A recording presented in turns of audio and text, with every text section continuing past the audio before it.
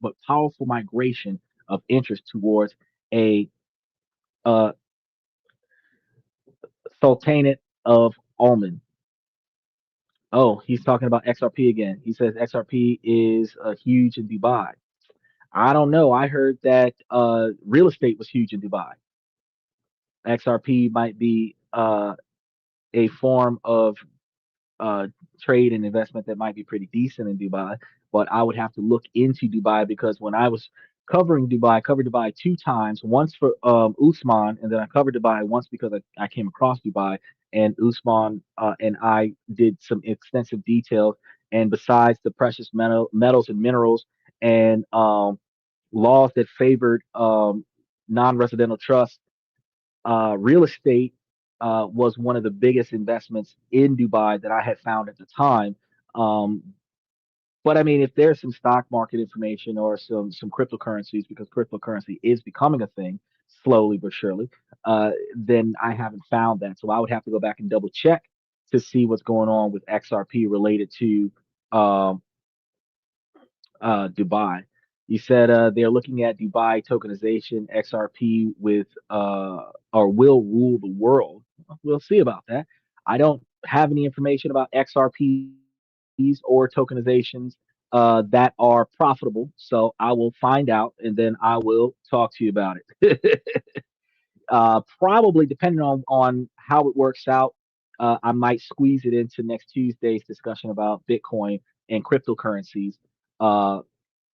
And what happened with the crashes with cryptocurrency, including Trump's cryptocurrency crash, so that we can have a better understanding of what you're talking about. Michael says, move to West Virginia, one of the lowest states to live in, but that's in the United States, where it's legal to marry your sister. Pause. Michael, why would you want to marry your sister? Most guys who grew up with their sister despise their sister. Why would you want to spend the rest of your life with the person that you could not wait to get away from your entire childhood? Just saying. I'm not down in the incest. I'm not down in none of that stuff. My concern is if she got on your damn nerves from birth to 18, why would you marry her for her to get on your damn nerves from 18 to death? That makes no sense. Make it make sense for me, Michael.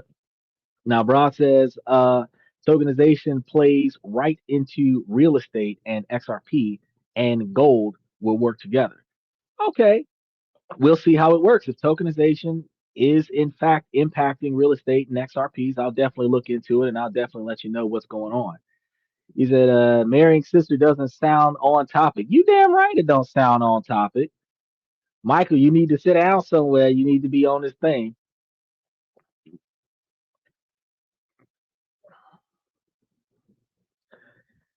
Um, Yeah, it's happening. It's happening. I'm trying to catch. I stopped talking for a minute there, Dylan, because I seen some people up here talking stupid.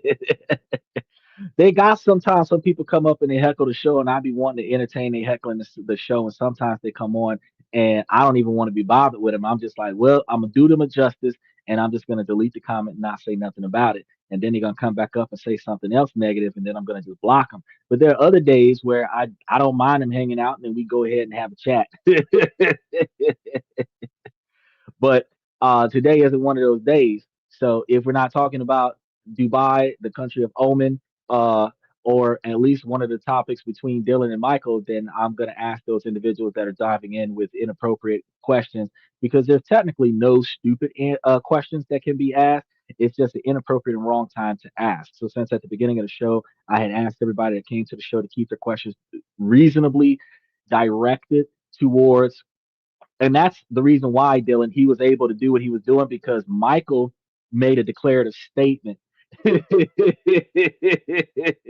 The other gentleman that I keep deleting his comments, I he's asking ridiculous questions that I said ridiculous questions can wait till Sunday. Is in Michael Chola, but Michael's the admin. Why else will he say that? That's just strong and strange and weird. Every now and again, Michael gets a few beers in him, and then Michael's got to say something half cocked. We have a few laughs. I'm not saying that we can't have fun on the show. We can clown around and joke and stuff. I'm not objective to strawman topics, but I want to limit those strawman topics to reasonably close to the main topic so that we don't have today's topic be about Omen and we're talking about politics instead. I want us to kind of keep our conversations close to the vest when it comes down to straw man discussions. But yeah, if we segue into something and segue into something else, then I'm okay with that. Because here on this and that, we do talk about this, that, and everything in between. But I don't want people to test that theory and just come out of left field and start talking to me about the Vatican and what's going on with the Pope's affair with the nun and the little boy. I don't want to hear about all that stuff. Michael says it's a great day. My favorite neighbor is going up for foreclosure on December 3rd. That's real estate. You told me that yesterday, though. Sometimes off base, just a little bit off base. Now, before we journey into Omen, we have to set a benchmark. And this is usually what I do at the beginning of the show. And this benchmark is, of course, Dubai. This is the standard of success for these types of continents. There's no denying that it has a very incredible success story. And in just a few decades, it transformed from a quiet, perilling town into a global metropolitan area that attracts talent as well as capital from every corner of the earth. That yeah, when you speak on here, I have some respect. I respect you, even though we don't agree on everything. I appreciate that you spend your time on here. And yeah, yeah, bro, I spend so much time because I spend hours upon hours digging up this information. Then I spend hours upon hours organizing this information in a linear track. Then I spend hours upon hours putting it into a massive script so that I can get back to the topic after somebody distracts me from what I was talking about, so that I can still provide the information to the individuals that are waiting to hear what I have to say. So I do so much to make sure that it can be reached. And then because YouTube is hypersensitive, I have to deal with being in the restricted area, the adult section, where I don't get the reach I'm supposed to get. And then I have trolls that triggers the algorithm. So I have to play the devil's advocate and allow some trollage so that the algorithm can show the podcast to people who actually want to see it because I'm in the adult section. Everybody who has restricted mode, if you go to your YouTube settings and scroll down on your cell phone, restricted mode is turned on automatically. If you turn off restricted mode, you would not believe exactly how much stuff is available on YouTube. Half of my podcast will pop up that you didn't know was there because a lot of the topics that we talk about, sensitive topics, controversial topics, too much profanity, inappropriate language in the comment section throws us into the adults only section.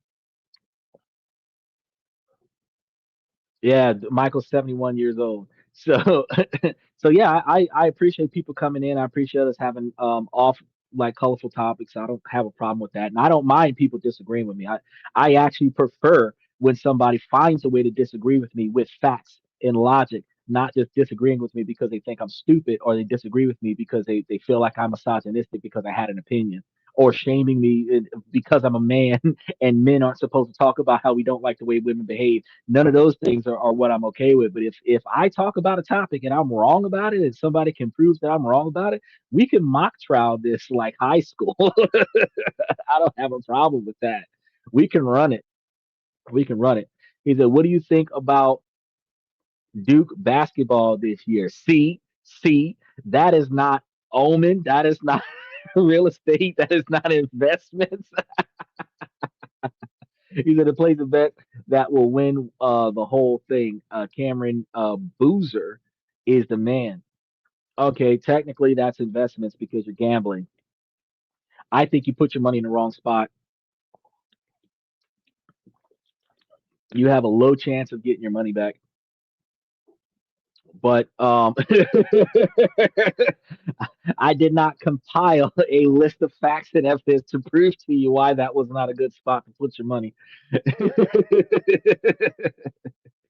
Now, the upside to Dubai is legendary. The career opportunities are immense, particularly in finance, technology, and tourism. It's a place where ambitious professionals come to make their mark, and the infrastructure is world class. A seamless ecosystem, gleaming metro lines, sprawling malls, and service at your fingertips by all means, bro. Like you can run out of gas, call a number, and they'll bring gas to your current location. I don't know why you would ever want to run out of gas, but if you didn't feel like going to a gas station, you could just stop somewhere, mall, gas station at work, call a number, have them bring gas to your car, and just put gas in your car in the parking lot. I'm sitting here like, dope. I would never have an empty tank of gas. Every couple of days, I'd be like, hey, bring me 5 gallons. You know, I also seen in Dubai. Yeah, I know Duke number one, but that doesn't mean you put your money in the right spot. Underdogs. Anyway, um, I've seen information about Dubai where they have very strict laws, rules, and regulations, which allows the streets to be cleaner. They're heavily enforcing on speeding tickets, and their speeding tickets out there are tuned to your financial income. So if you are more financially successful, you could be in there for the same traffic violation as somebody else and pay 10 times more than the other person just because you make more money. It is crazy. The internet connection has been a little tough, Dylan. I mean, we anybody who's using T-Mobile right now, they're switching over to fiber optics, and their connections have not been as good as they used to be 2 years ago. But if you get the fiber optics, the ground lines, it is fantastic. All of the cell phone companies, AT&T and T and everybody are now sharing towers and in order to get access to the 5G network. And that's another issue because now you're not sharing your phone service with the people in your neighborhood that has your phone company. You are sharing your phone service with every phone provider in the area, which increases the quantity of traffic on your tower, which decreases the quantity of service on your account. So all phone companies are deprived, but T-Mobile prioritizes their customers with 5G service. So if my cell service is slow, your cell service is slower if you have somebody that's not AT&T. I mean, somebody that's not T-Mobile. I just call them up and have them take $150 off my bill every month, and then I'm running 2 gigs of. There goes Dylan. I'm running 2 gigs of high speed data, and I'm just like, that's all right. They're gonna take it off my bill. What's going on, Dylan? Hey, good evening. Good evening. Thank you for having me on your podcast. I appreciate you coming back. What? Well, I don't know. I haven't really gotten into the today. About to get into the differences between Dubai and Oman. We're going to be providing some information about places to invest and places to um, make money. And actually, I got some information about the traditional modern wife out there, which is actually pretty interesting for those fellas that are looking for a place to go that is not the American experience. What are your thoughts? Yeah, I mean, I've heard you talk a lot about Philippines. I think that's a great place to start, especially since they speak English, is what I hear. I've never been Number myself. one location. Filipino women are number one choice because they are the most loyal. They will follow your instructions. They are traditionally family oriented. They Right. come from a culture that is backed by keeping the family together. So you're most likely to be successful in the Philippines, Vietnam, Japan, Indonesia, and I think Singapore. It's like the top five. Yeah, I mean, I've heard a lot of people talk about Da Nang, Vietnam, the beach city. Um, Hmm. but I mean, I don't know how hard the challenge is being a native English speaker and then transitioning to a place that speaks Vietnamese. Um, maybe it'll be easier because a lot of places around the world are now speaking English. So we do have that to the advantage. In the local, in the high tourist areas, because English is the dominant language in international business, uh, more people speak English. They have expat cultures in every country around the world where people have moved to the country and settled into that area. So that area has a larger quantity of English speakers. However, when you Right. start going into the outskirts, especially when you're dealing with the older generation that has not yet quite wrapped themselves around English or have no desire to learn anything new, because they're too old to benefit from it, they may not speak English, and that's when you start facing dialogue challenges. But What if you're looking at someone under the age of 30, yeah, most people speak English. I had said, most Vietnamese speak English. My experience, actually, like being in Texas, the Vietnamese people here, they speak, a broken English. They do speak Yeah. English, but um, so maybe basic English, but when you try to get more nuanced and try to explain things, it does become hard. So that's why I talk about the language barrier. But Well, your language barrier is going to get worse as the person you're talking to gets older. So the people that are in their late 60s, early oh, right, 70s have no okay, interest in learning anything new. The individuals your yeah, age, my age, younger, that are more diverse would have more experience in that second and third and fifth languages. The women in the Philippines speaks five languages fluently. So, and English is one of them. So it is easier for you to go to certain countries and talk to somebody younger than you that speaks English, but when you go to certain areas and you want to say, talk to your girlfriend's grandmother, there's a language barrier there, yeah. and Well, that's going to be where the issues come in at. When you start family oriented scenarios and you're trying to get the blessing from the family, which is tradition, and they don't understand the words coming out of your mouth, it's kind of hard to get that green light to go forward. You need a translator. They make devices for that now where you can headphones that translates for you. So you talk your language and it translates to their language. You just got to bring two sets with you when you go. that's that Star Trek device, right? From Star Trek. They actually no, there's a real one now, but it originally was a Star Trek idea, where there was just a device that you would wear and it would just translate everybody's dialogue to the one language of the people watching the show, so that everybody knew what was going on. But they Yeah, actually do have headphones that translate. They have an internal mic. It takes in the language that's being stated and then regurgitates it to the listener in the listener's native language. So you could have two sets of headsets that are tuned, one tuned to the person you're talking to and one tuned to yourself. And then you can talk to them and they can talk to you and y'all can hear it in your own language without having to speak the other person's language. So cool. that type of equipment that just came out over the last year or two, I want to get it and see how well it works. And Yeah, I'll be letting you guys know about it. But that's a very good way to improve your ability to communicate with somebody in a different language, yeah. especially one that has a dual purpose, because then you only need one set of headsets. I give you the left ear, I wear the right ear, and then we just listen Right. to each other talk. Yeah, I've seen a lot of different gadgets like that on TikTok Shop, but Dick Tracy, what that was? Uh, that was a phone. The Dick Tracy watch, the either the watch or the phone that could translate everything. That was way back in the day before Star Trek. Who's Dick Tracy? No, I'm just kidding. Oh boy, I was about to explain that. That's like asking me who's Inspector In- Gadget. Inspector Gadget. That's what I was gonna say. The more common one.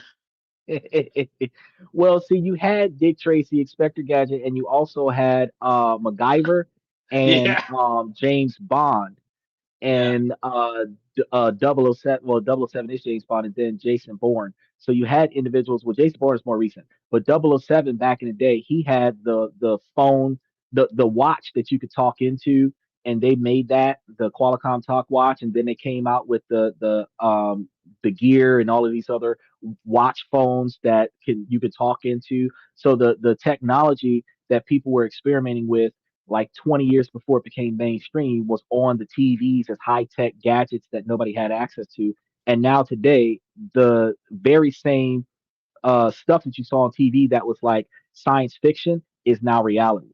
So eventually, we will have flying cars because we've had flying cars in our TV shows for 20, 30 years now. So 30 years from now, we could Yeah, see the flying cars. Jetsons. Remember the Jetsons? The Jetsons, yeah.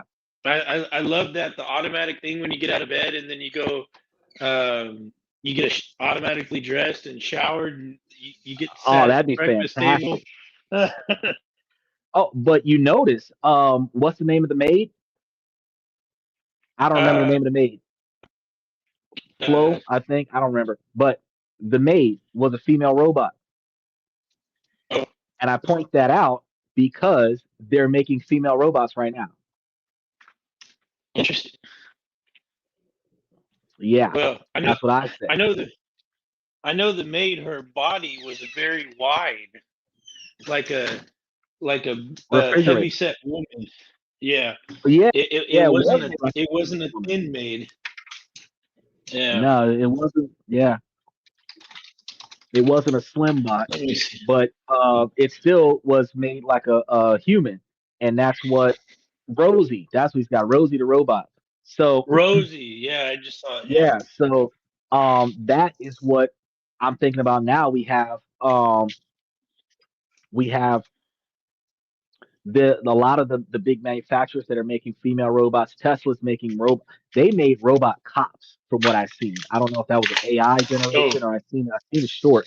Elon Musk has made some robots that have like police written across the chest or something like that. I've got to go do some deep dives to make sure what's real and what's not fake news related to these robots. But I did yeah. see that he had made robots, humanoid robots.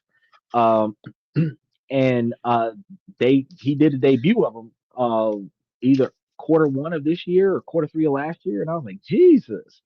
And I said that's going to be the next police department. And then we're going to have Skynet taking over the world. And then when I seen over the past week, like a police robot getting out of a car, I was like, oh yeah, there it is. That's the end of the beginning of the end right there. Because as soon as the robot takes uh human error and human mercy out of the decision making of the robot taking action, that's when everybody just starts getting drug off the street for Well, every unknown law well, in the book.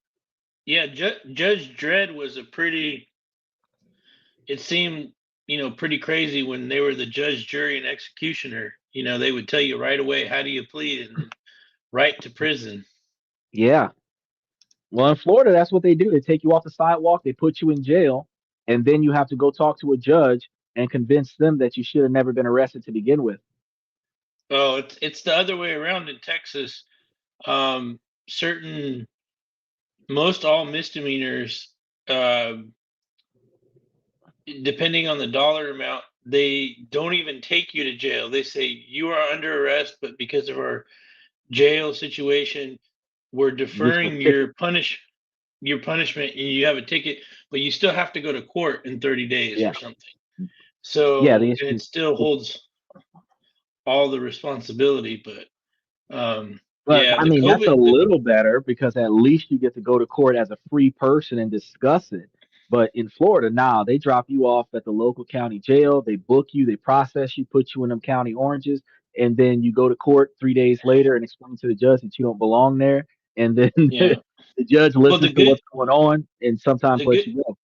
the good thing is a lot of the cities, um, if you're intoxicated, they won't charge you, and they'll take you to the drunk tank for free. Yeah, But yeah. it really depends. It's really interesting that alcohol is looked at as not a big deal, but you know, uh, As long as you're not in the car mar- when it happens. yeah, but marijuana is so much more serious. At least in Oh, but Texas, marijuana is a big problem. And the reason right? why marijuana is a big problem is because they're not getting a cut of the profit. Oh, that's true. Yeah, the other states are legalizing it, but not here. And they're not, as long as they're not getting a cut of the profit, they have a huge problem with it. Yeah, The other states that are legalizing it requires you to get permits, register it, keep count of your inventory, and then pay them a commission. So right. they get dues like the mafia in order for you to grow weed on your land. Yeah, I mean, well, they're still consuming it though. That doesn't. Oh, it's not going to stop consumption, and it does not stop you from being arrested for it. It'll stop the seller from selling it, from going to jail for selling it, but it does not stop the user from going to jail for having it because you have to prove that you got it from a government authorized source. Otherwise, you go to jail. Then you also have the issue of, even if you have a medical marijuana license that allows you to not go to jail for the possession of a limited quantity of what is considered personal use, you can still get fired from your job from being under the influence of a narcotic, even Yeah, if it is prescribed by a doctor. I remember the guy that I went to one of those cannabis stores inside Las Vegas the first time a few years ago, and he's like, "Hey, just keep the receipt on you, and you're good." I'm like, "What?" Hmm. So it was a very Proof of purchase. interesting thing. They have all kinds of food there, products. It's not just about smoking it. No, you can eat it. You can sprinkle it into your food like oregano. You can get the infused sugars and put it into your drink. How They got drops. They've got wax. You can melt it. You can bake it. You can do all kind of stuff yeah. with it. You can build houses with it. There's a lot of stuff that can be done with it. Rope, you know. Uh, I appreciate you. Thank you so much, Mr. Fur. Um, Versace. but the I was hoping that wasn't Forsack because No, I think it's a play on the the word word was blurred. Versace, but with the F. Yeah, Versace. I was hoping that he wasn't trolling me with the donation, and I was like, Mr. Fur. I'm not going to go to the other half. Mr. Fur Yeah. 5, get my prescription upgraded. These are $800 glasses. I can't get the prescription upgraded that often. Whew. Yeah. But yeah, they're making cash off of it, and because they're making cash off of it, um, the they're not actually arresting you for drug trafficking anymore. Right. That's too hard to prove. Now they're arresting you for under the influence of a narcotic, public intoxication of a controlled substance. You cannot Yeah. dispute it. You Sure. can't dispute it. You did whatever when they say you did that, you did that. There's nothing to do about that. So I mean, you would You have know, to take a blood it test was and all this other interesting stuff. because the guy in Las Vegas told me, he says you can't go and smoke it on the street. You can only do it in your house. But everywhere I walked around, there was plumes of marijuana smoke on the strip. Well, well, the thing is that you can't smoke. You technically can smoke it on the street, but you technically cannot smoke it on the street. And the reason why you cannot smoke it on the street is because you are clearly glazed over when they approach you. Right. Bloodshot eyes. You have the smell on your clothes. You can't get rid of it. So there's ample evidence in the moment that you're clearly publicly intoxicated. And when you Right. take the definition of publicly intoxicated away from purely being alcohol exclusive to being including medication related, if you smoke weed, you're intoxicated in public, and you can go to jail for that. So now they found a loophole where they're going to profit off of the sales of weed, and then they're going to profit off of your intoxication of weed on the criminal side of things. Have you doing DUI classes, probation officers, random drug tests, where you can still be on weed, but you still got to pay for the drug test and pay for the probation officer, which makes absolutely no sense. It and then it ruins your reputation. It's crazy, but it's all about making money. Did we go to the Mustang? No, we did not go to the Mustang Ranch. This guy. So we were talking about the infrastructure of Dubai being one of those world class places with a seamless ecosystem of gleaming metro lines, right? So What you is can that live other country you were mentioning? Sorry to interrupt. Omen. Omen. Okay, never heard of it. Yes, I know. That's why I'm covering it. One of the things that I try to do is not go after the most popular places that everybody knows about. And the reason why I don't go to the most popular places that everybody knows about, because everybody knows about it. The purpose of the podcast is to provide public knowledge to people who didn't know that that was something that could do you could do that places that exist that you can invest in, that you can grow in, that you can use as an alternative to your original decisions and aid you in the ability to be more successful. Because in your life, the decisions that you make are limited to the options that you believe that you have. The uh, probability of making a bad decision is heightened based on the limited quantity of good choices you have left to utilize. I'm going to have to use that statement in court. Now, by providing people with more options, I expand their capabilities to find another way. And that also means that instead of burning your city to the ground, if you don't like where you're living, move. If you don't like the way politics work, move. If you don't like, oh, that's Talina one. Oh, that's Talina from way back when. Hello, Talina. I was looking at Okay. your comments. This is Talina from way back when. I did not notice that. Okay, but Then when I seen it, I was like, "Oh, dear, it's Talina." He said, "Fries, what's up, guys? Hey, hey, hey, hey." So everybody's diving in now. I really appreciate y'all diving in. I appreciate you coming in, Talina. I did not know that was you. I was wondering what because Talina was a female last time, and if that is a female, that is a really good haircut. I don't know if you can see that. You let me know. That is because yeah, it looks like lipstick. I can't tell. I don't know who's telling the truth until they come onto my podcast. I just assume that everybody is a overweight guy in the mother's basement covered in Cheetos, just hey, that's me. I'm not in the claiming basement. that they're a female. I'm a girl. I get trolled so much that I'm just like, you know what? I'm just waiting on like an ex or a stalker or somebody to just dive in the podcast and just ruin my day. Join So if the I don't know, man. I don't know what I'm looking at. I'm like, you know what? I'm just gonna ignore those comments until the comments start making sense. But then when I see the name, I remember the name. I'm like, oh yeah, she was one that she donated before to the channel. She's helped out plenty of times before, and but she had long hair last time, so I did not recognize the face. Oh yes, this is a haircut. Okay, well, congratulations on your haircut. I hope that you're doing well. So when we talk about different countries, I cover different countries for us to have other options. Men that because this is a male driven podcast from the male's perspective. Men that are not satisfied with their social interactions in their current culture could find better interactions in a different culture.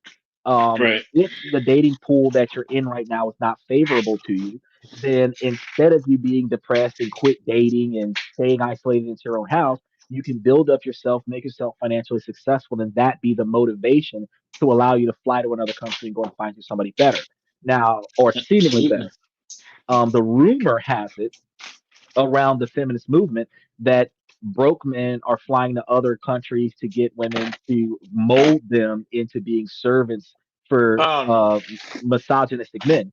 And while I don't know what's been going on before I realized that there were better women in other countries, but I can tell you that what I've researched is that the $2,000 to $4,000 plane ticket to get to the other side of the world to find a woman in the Eastern culture that is family oriented and has traditional values and respectful towards her boyfriend and husband, just so that you can say hello, plus the cost of the date, and then you got to spend $4,000 to $8,000 to get her back, $2,500 for her passport, and then she is your financial responsibility, $20,000 a year or more for 10 years or until she gets her citizenship, whichever one comes first. That type of effort cannot be done by a broke man.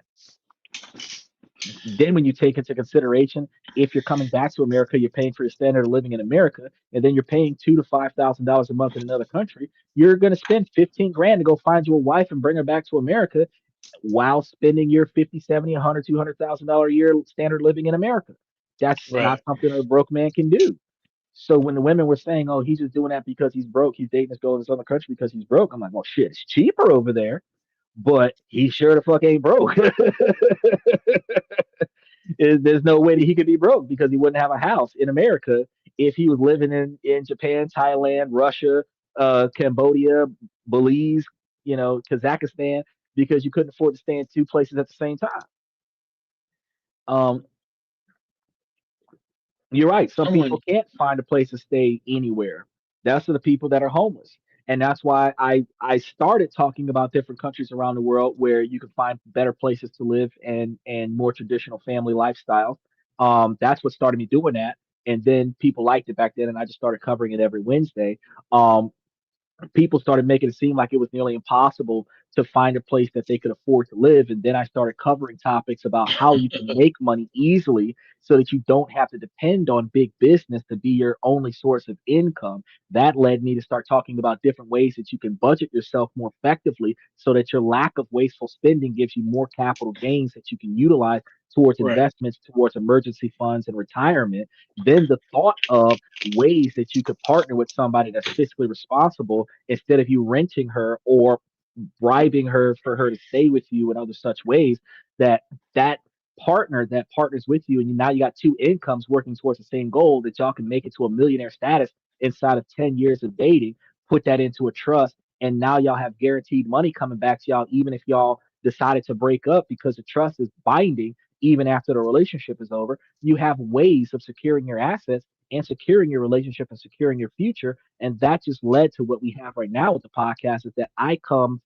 from the most unorthodox way in the most unknown location that, hey, you could have went here and started a life, found the right person, built a business, had you the proper support, had a good family, and still been successful. So the reason why people don't have what they need to be successful is because they don't look. And the reason why people don't have enough money to sustain themselves is because they're not financially responsible. And the reason why they're less financially capable than what they used to be before they got into a relationship is because they partner with somebody that is also not financially responsible. And that's the reason why the two of you got together and you're broke together instead of y'all coming together and not having any financial problems Mhm. because you save money with roommates.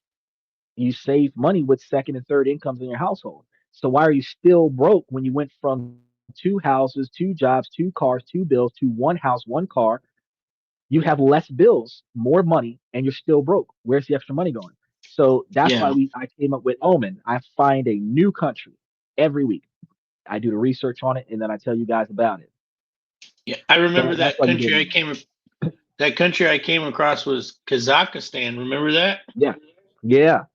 That's Kazakhstan, Belarus, I'm trying to think of all the rest of them that was around it, because they were all right next to one another. Bangladesh, because they were all surrounding Bangladesh. Belarus is all off the coast. Kazakhstan, I do believe, is off to the left. Um, I think India is over there, if I remember correctly, all in the same area.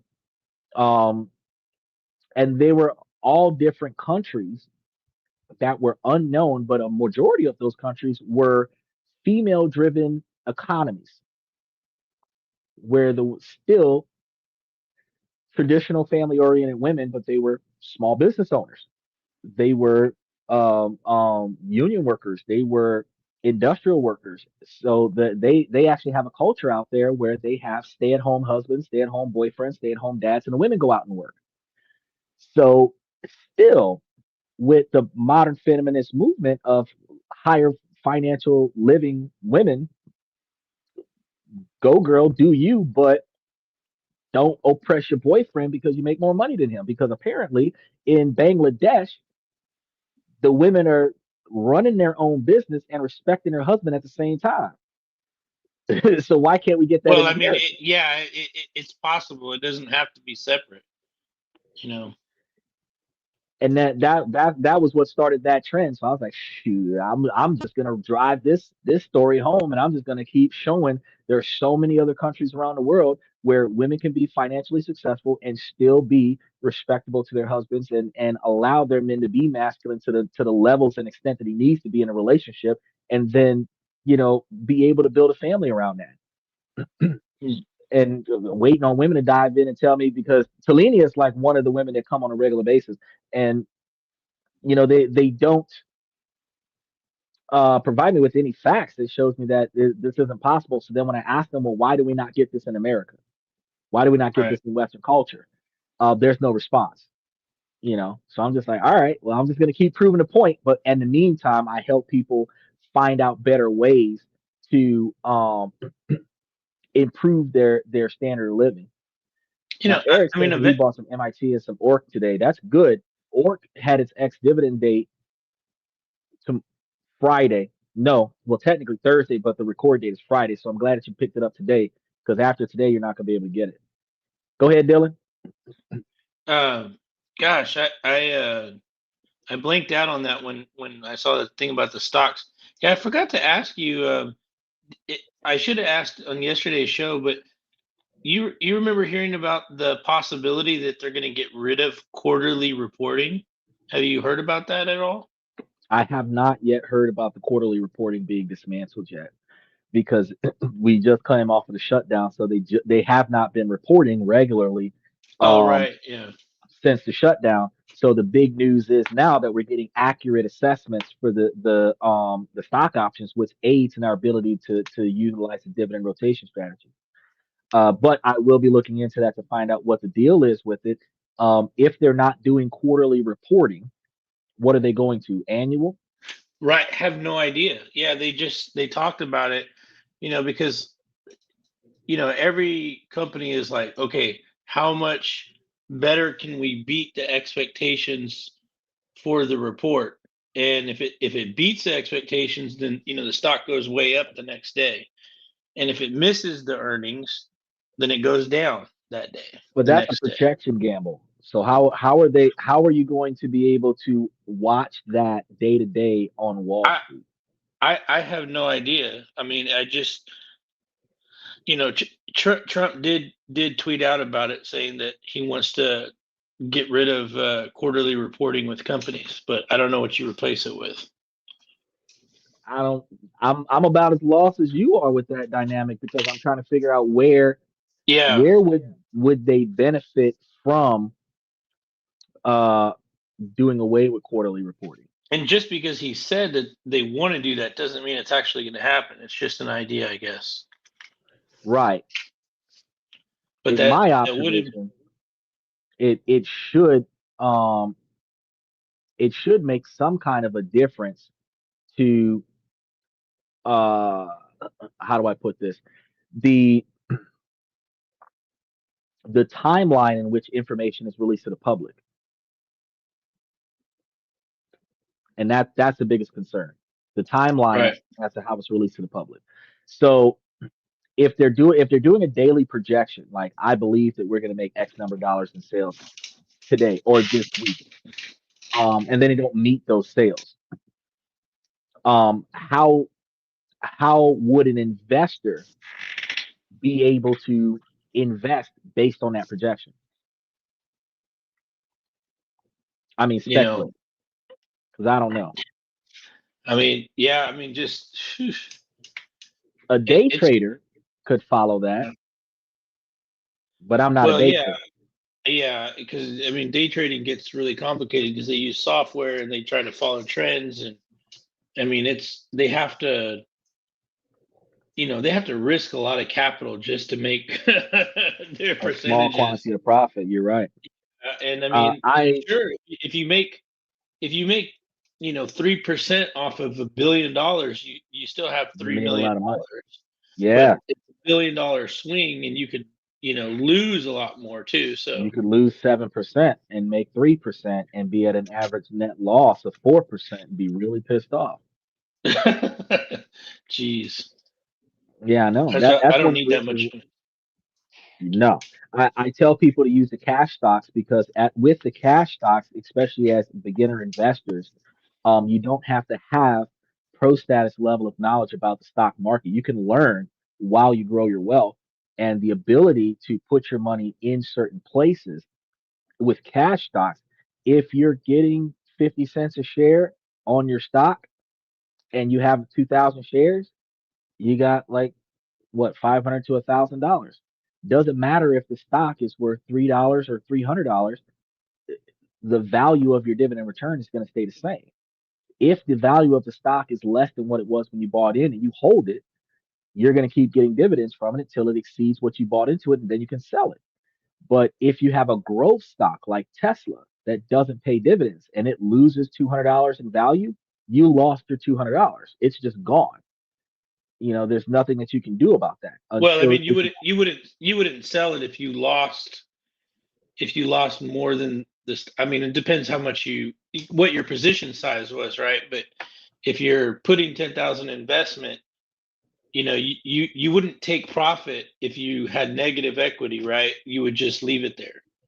But you can't do anything with it though. So people would leverage the value of their portfolio Oh as a wow, capital loan, and they would use wow. that loan to buy stuff. Now, Well, if you that's lost the Yeah, I covered this on the show before. You can get yeah, a line of credit or a capital loan leveraging your stock portfolio as collateral towards that cash loan. Then you can utilize that cash loan in order to buy assets, cash up front. So if you have $1 million, you can probably get $750,000 line of credit to go buy you a $500,000 house. As right. That's long as your stock portfolio doesn't dip below that $700,000 where they start selling right, off your assets in order to pay off their loan. But the right. problem is that if you had $1 million worth of Tesla stock and then Tesla took a $300,000 dip, you just lost out on a $300,000 blanket that you had on your line of credit. However, Yeah, with cash stocks, if you had $1 million worth of cash stock with a 20% return, you'd be getting $200,000 a year back. If you took right. out a $700,000 a year loan or $700,000 loan on your $1 million cash stock, instead of you reinvesting the $200,000 into the $1 million principal, you could take the Mm, $200,000 and put it towards the $700,000 loan, bringing it down to under $500,000, which is still 70% of the $300,000 dip. You can wait until it goes back up. You're still getting the $200,000 a year in cash from the dividends. And all of the money that you're putting on the loan is a tax deduction against the taxation that you would have made off of the dividends you got from the stock option, which means that your $700,000 house that you bought or $500,000 house that you bought and the $150,000 BMW that you bought is technically free because your day to day check does not go towards the car or the house. You got the right. deed, you got the title, and your stock option pays for the loan. That's not something that you can get from a growth stock. That's what the debate we had yesterday with the gentleman talking about go to Bitcoin, go to gold and silver. If the value of gold shot up to $25,000 an ounce, that's fantastic. But you don't have $25,000 until you sell the gold. Yeah, You that's have just the a value, prediction until it actually happens. but no, even when it happens, it is a numerical value that you're entitled to until you collect it, that you Oh, can right. Till you leverage against. exchange it, right? Yeah. Right. Or and you can leverage that entitlement as collateral for capital Hmm. gains that you can utilize towards buying assets. But until you leverage it or sell it and collect upon it, you don't have it to spend. I can take the stocks I cashed out on yesterday, put them in my pocket today, and then I can have money on Monday to go buy stuff for Thanksgiving on Thursday. The people who Hmm. got gold might have to wait until December to get that cash, Right. and that's what I was talking about. So there's a different dynamic there with investment opportunities. So when they start changing when they report, that's going to change the frequency in which investors invest. It'll help Yeah. with the billionaires high rolling status. Well, But I have like I have one stock that I always reinvest in.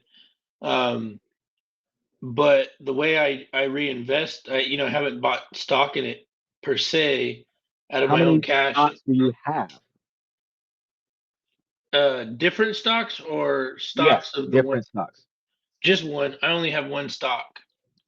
You should diversify. Yeah, Try to buy two. well, I mean, I've been buying in this company since it was a lot less. So, Well, but that's every that's quarter, not an issue. To prevent from having catastrophic failure in case this company starts having problems, it's more right? effective, especially if it's a dividend paying stock, to take the dividends from that stock and invest in a second stock to offset that stock. Whether True. you buy into the competitor or if you buy into a different market. Yeah, it's gotten so big now that I should consider diversifying, but it's been good. Yet, the company called Eaton, the electric company. Yes, Okay, yeah, their dividend pays every 3 months, and quarterly. instead of taking, huh? quarterly payments. Yeah, quarterly. Yeah, exactly. And instead of taking profit, because they were sending me checks at one point, there's an option uh, to take the dividend payments and buy more stock in the company. Yeah, So dividend that my investment principle. That's a drip account. Dividend reinvestment principle. yeah, so now I don't have to do anything on the taxes except for that 1 year that I did it like 10 or 11 years ago.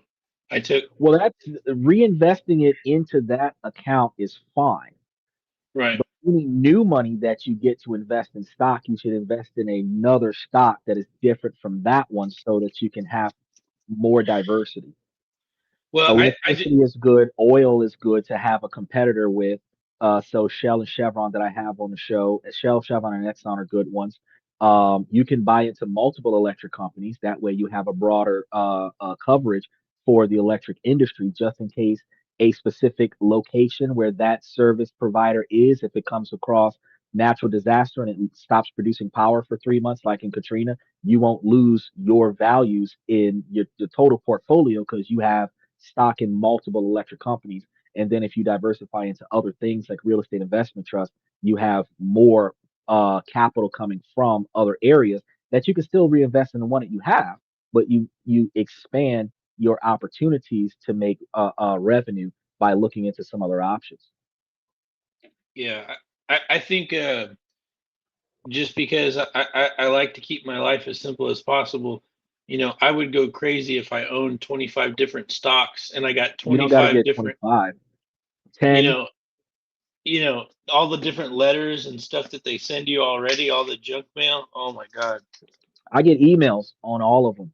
So you can only imagine there's like 52 of them up here. I get emails from all of them. It is hard disheartening to have all of them, but all you really needed, like I did a show for the course satellite strategy, all you really needed is your favorites and then maybe 5 or 10 more that you would utilize to give you a blanket for dips in certain markets. So when electricity is down, but real estate is up, your portfolio's average is still up. If oil is up and electricity is down, your average portfolio is still up. That's the goal. So if you Right, only have one, if the company dips, even if it's temporary, while it's down, you're down. But if that company was 20% of your portfolio or even 40% of your portfolio, if the other 60% was somewhere else, if right, everything else was up when this was down, you would have a 60% increase when you experience that 40% decrease. So that's why you should look into others.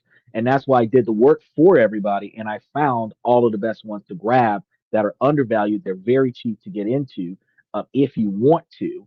And then they're most of them are dividend paying stocks. So when you go find them and you see that they pay anywhere between 5 to 12 cents a share every month, or between 20 and 50 cents a share every quarter, some of them $1.75 every quarter, you can grab them and hold on to them and do the drip thing like you're doing with the company you have now, but you would have more diversification across your portfolio, which will give you more confidence. Because when you look at your portfolio, especially if you're using fintech software to do it, when you look at your portfolio, you see the overall plus and minus of your total portfolio versus the individual plus and minuses of the stocks that you buy into.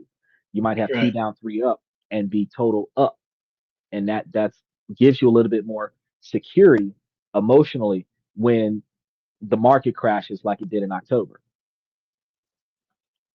Yeah, I mean, the market crash in October was, in my opinion, excellent because it presented Oh yeah, a great buying opportunity. I can't remember how low Eaton went to. I know it's like 340 right now, but I mean it was like $200, right. and a year before that it was at like 350. So it's like I think this is the whole market just panicking. Yep. There's no way that this company just lost 40% of its value, and sure enough, it came back up. I mean, It because didn't lose 40% of its value. The people needed their money to pay for their bills, so they pulled out, and that reduced yeah, the value of the company. So when everybody else who has money panics and runs from the stock market, those of us who aren't used to having money could care less and be like, fuck it, I'll throw more down into it because this Right. is a good spot for me. The average American making less than 250,000 a year is broke anyway. We don't Right. admit it, but we are. Most of us live paycheck to paycheck, and if we miss two Well, paychecks, we're pissed off. yeah, you're not comfortable enough making most purchases because everything seems so inflated because it is. I mean, It is. your So when the buying stock power. market tanks, the broke people can go and buy whatever they want to buy because now Right. you got the confidence to buy. And that's why I was telling the gentleman yesterday that a lot of those cash stocks that I found are under $25 a share. So imagine what's the dividend payout for the stock that you're talking about? What, 35, 40 cents a share, $1.25 a share for 250 to $300 a share? So about 11 years ago, I guess to give you an idea of how much shares I have, I was getting about Well, I was asking the 14, dividend 14. price, the Yeah, I dividend don't price know. versus the share price. It, yeah, it's like You should look into that. 1,400 every 3 months.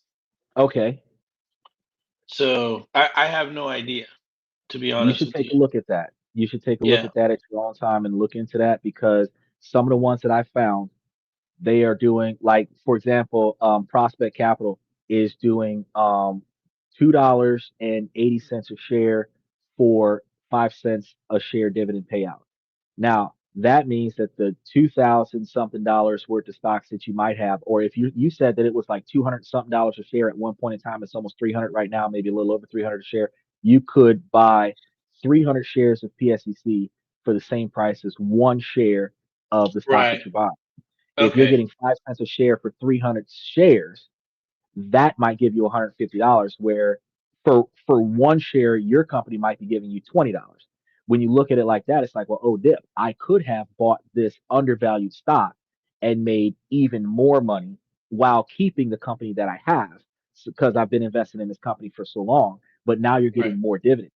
If you look at the percentage yield of the company that you're using, and the percentage yield sounds like it's between 5 and 10%, and the companies that I found are between 18 and 25%, you could Yeah, I mean those average out. numbers are great. I mean it's amazing numbers, the percentage wise.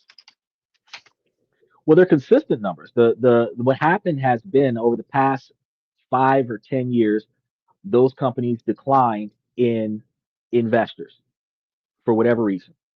They are blue chip companies that have always paid and has always been around, and now they are at their cheapest. These stocks that used to be $30 to $50 a share are now under $10 a share.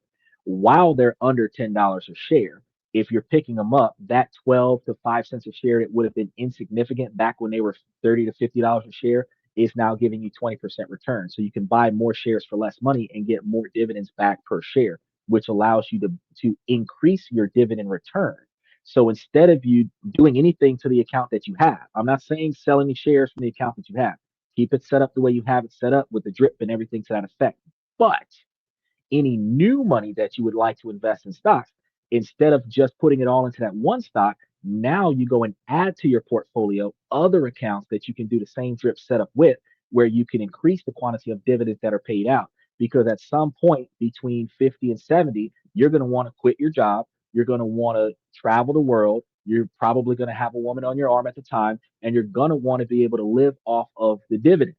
Where you're going to tell them, stop doing a drip. I'll take those checks now, but it is better if you have more sources because the quarterly that you're doing is going to give you a check once every 3 months. But if you have three different companies that are doing a quarterly offsetting every month, you end up getting a check from a different company every month. So now you're getting paid monthly instead of getting quarterly. And that is a benefit to you. So I'm not, unlike the other guy, I'm not going to say give up on everything you've been doing. What you're doing is wrong. No, I'm saying add to it. Add to it by finding something else that you're comfortable with and keep doing what you're doing with the one you have, but take new money and put it towards something else so that you have more. And Yeah, that will give you a fuller picture. I just looked it up. The dividend is $1.04 per share, and the annual yield is 1.22%. Right. Yeah, Now, it's low. PSBC is 20%, 20 to 22%, and Orchid Island is 18 to 20%. And if you added both of those to your portfolio, you would go from 1% return to like 15% or 17% return annually on your investment. If you was to add AGNC to that, and all three of those are monthly payers, then you would have a 15% return, which will average into two 20% returns, which would put you around 17% return, which means that you're going to get more money back on your investment. And now you've got Yeah. three monthly payers on top of your quarterly payer, which will give you a total of four stocks, which is way better than just having one. Yeah, see, Wow. when I give advice, I'm like, I'm going to help you do better. I'm not going to tell you what you're doing is Sure. wrong. I'm just going to help you do Sure. better. I mean, what I'm doing is working. You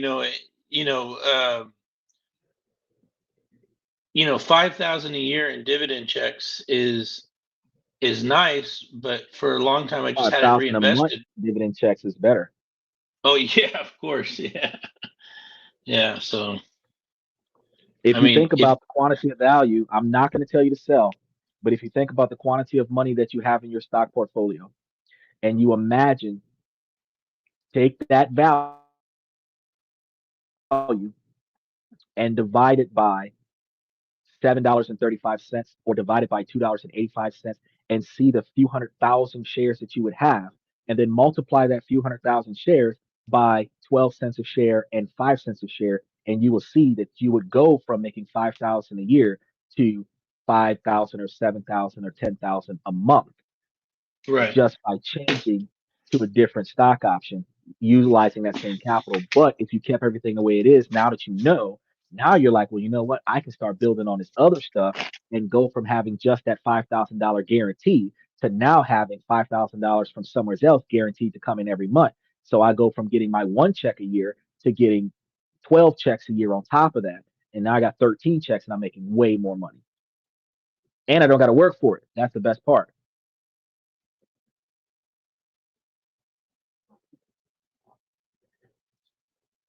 What are your thoughts about that? uh, Oh, you're back. it it's good. Yeah, sorry, the microphone was muted. I didn't realize. Um, yeah, I mean, it's smart to consider it. I mean, I have to look into it. I haven't looked into it recently. Um, what is this thing about HSA account?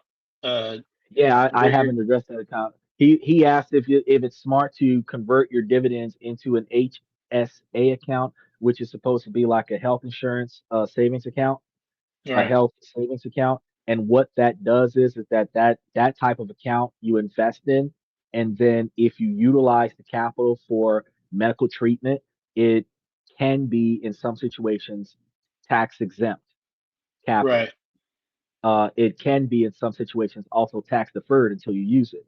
So right. as long as you're using it for authorized Medical. situations, you're less likely to pay taxes. Anybody who has a medical issue that requires ongoing medical treatment, that's a good idea. Anybody Yeah. who has uh, I mean, the if you can desire, save it, it says, I guess H stands for health, right? So yep, it's some type of health savings savings account. So, account.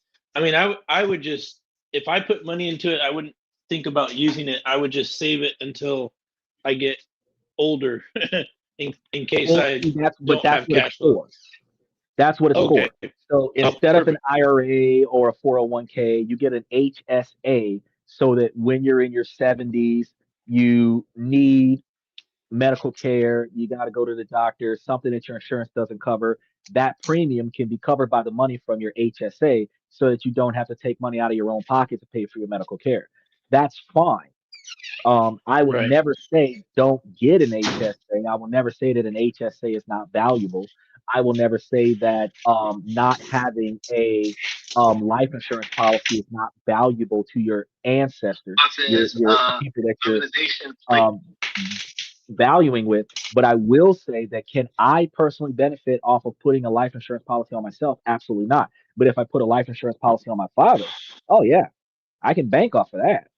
You have to ask yourself, what does this account do for me and why Right. am I paying for it? If you understand what its purpose is, then you can understand if it benefits you. So converting dividends to an account that is designed for your retirement, that's fine. Because a brokerage account, which is what stock trading is, it's a brokerage account, is taxable on normal taxation outside of the deferred taxation or compromised taxation that is based off of when your money doesn't move. If you do a buy and hold situation, like what you got going on, you have a buy and hold situation. So because it's a buy and hold situation, a lot of the money that you make up to $34,000 when you're single, $64,000 when you're head of household. So start claiming head of household, or $97,000 if you're married. The money is tax exempt because it's not moving. When I move the money around every 3 days, every few days, that money is moving. And because it's moving, it's taxed normally. That's the only Right. difference. SHA, tax deferred or tax exempt because it's going directly on your medical bills. 401k, after I think 59 and a half, you don't have to pay taxes on it. IRA Right. might be the same way, but if you touch it before that, you don't have any. So you have penalties and stuff. You lose out on all your money. Life insurance policies, if you're using it for the benefit of that collateralized loan, you can take a loan, which is not going to be the full amount, but the maximum quantity you can borrow against your life insurance policy to go and buy a bunch of stuff. Now you owe the life insurance policy. Any profits that you would have gotten off the life insurance policy can be tax deferred because you're paying back the loan. And anything that you bought, you own. And if you liquidate your life insurance policy, which some people do, get $1 million policy, cap it out for its equity, and then borrow $900,000 towards it and go and buy a mansion, you don't got to pay for nothing. The house is bought cash up front. The loan was backed by your policy. If you liquidate the policy, the loan is paid off. You don't owe anybody, but it's a glorified savings account that is tax deferred. Right. Um, and in some situations, tax exempt. But if you die beforehand, that particular structure may not pay your death benefits. The death benefits one may not be structured for you to benefit from it financially. So you have a living will and then a death will, or a living life insurance policy and a death life insurance policy. So one that covers when you die, and then all the assets that it has to get covered on the estate, and then the other one that you can utilize and benefit while you're alive. I think it's Right. called a 77002, which it depends on what you're trying to use it for. I had a buddy Yeah. try to sell me some insurance, and he was trying to tell me that, oh, it'll benefit because of the kids. And I'm looking like, my kids ain't got no job. They ain't got, if I don't own it before I die, they're not going to get it Sure. because it's tied up into the business. So my homeboy, who is partnered with me in the business, he gonna get it all. So you're telling me get a Right. life insurance policy on myself for the sake of the kids? Shoot, my homeboy need to get a life insurance policy on me for the sake of him because all of the assets is gonna go to him and all the debt's gonna go with it Right. because he's the partner of the business. So everything is in the business's name. So you have to really think about what you're trying to accomplish when you start investing in stuff. This gentleman says after 65, you can withdraw it for anything you want, not just healthcare. You can withdraw it from anything that you want, not just healthcare, but it's not tax exempt if you withdraw it for anything other than healthcare. He said it also grows through interest like on IRA tax free. It's not tax free, it's tax deferred until Right. 65. And if you use it for healthcare, it is tax exempt because it is designed for healthcare. But if you put that money up there, then you decide that you want a Porsche, you go buy a Porsche, they're going to tax you for taking that money out because it is tax Yeah. deferred. All these, IRA accounts, they're not tax exempt. They're tax deferred. They're Which, deferred. yeah, Yeah, you'll pay it on the back end, and people assume that, oh, I just get older. Okay, you're not going to pay the IRS penalty for that's early it. withdrawal, but you'll It's pay the it's deferred amount. it's deferred. So what's going to happen is that the year that you take it out, whatever the tax value would be that year, that's what you're going to pay. So they're not going to hit Right. you with the penalties and And interest or nothing like that and for and how 30 do you years. know? And how do you know that taxes aren't going to go up in 10 years? What do And you if they mean? go It's up, gonna go up. It's what, guaranteed to what go up. so it seems even worse to put money in an IRA. It, he just realized, yeah, you're right. Yeah, I know. Yeah, it's tax deferred. So the difference. So people believe tax free because I Right. won't pay tax on it this year. That's not Right. tax free. That is tax deferred. Deferred. Tax deferred means that you are not responsible. Just like your student loans are deferred, the bill is still owed, but you don't got to pay it this year. If you have like no interest, no penalties kind of deferment thing with taxation, you're not going to rack up this big bill that they're going to take out of your pocket when you get older. But the year that you pull it out for something that is not authorized for that account, like a health insurance savings account, you take it out and go and buy you marble stock, they're going to tax you Right. for that. Your health insurance thing, you take it out and you go and buy you a yacht, they're going to tax you for that. But if you take it out to get you some cancer treatment, it's tax exempt because it's Right. directly designed for Medicaid. That's the difference. When people know what it's supposed to do, what you're using it for, the results that you get from it is more beneficial. Not everybody realizes that. And we cover a lot of that stuff when we cover this stuff on the show because people don't know. Countries like Oman is a very good place to go and live and invest in. Um, but not too many people really realize what's there. And because they've never been. Most of the time, we only talk about the high profile countries. We only talk about the high profile cities in those high profile countries. And then we swear to heaven that we know everything we need to know about something we've never seen before. Yet we find ourselves in a position arguing with facts, using our opinion. And you can't prove it until you go there. So when somebody tells me, in HSA after I covered it on this podcast, which means I've already done the detailed research on it and discovered that it is taxable.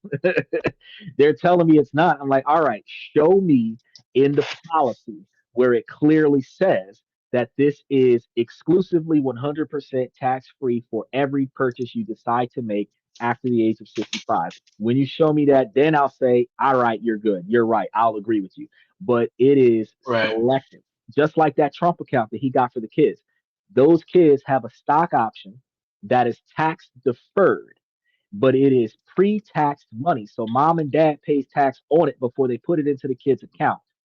Then the kid gets to keep that stock option until they're 18. Then when they take the money out, it is taxed on a different scale if you use it towards specific purchases like education or buying your own home or starting up a business.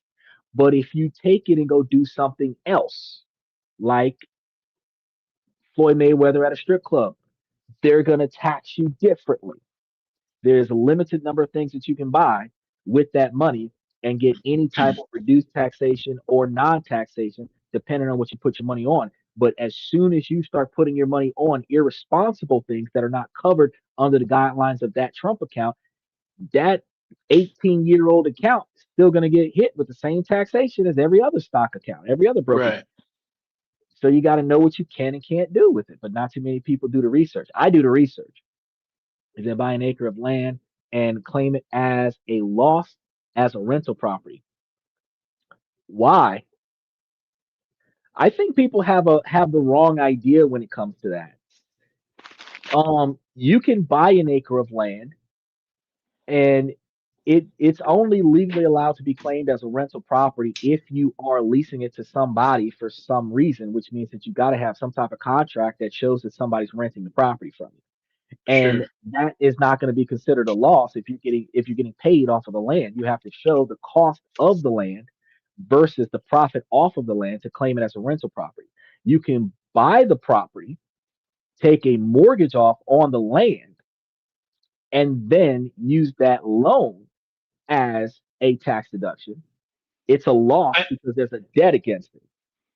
I mean, the only people that I think would have you know an ability to claim land as a loss is if a farmer loses money on a crop.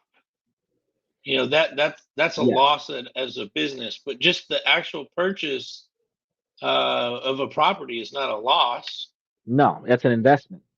Yeah. It's a loss if you have contractually rented the property out to a tenant that's not paying the rent, which means that you have a bill that is not getting paid. That's a debt. That's a But loss.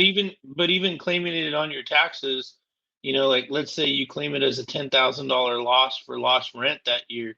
I mean, you'd have to be making several hundred thousand to have Thank that you. big of a tax bill. It's Exactly. not the government doesn't just give you a tax refund because you lost No. money.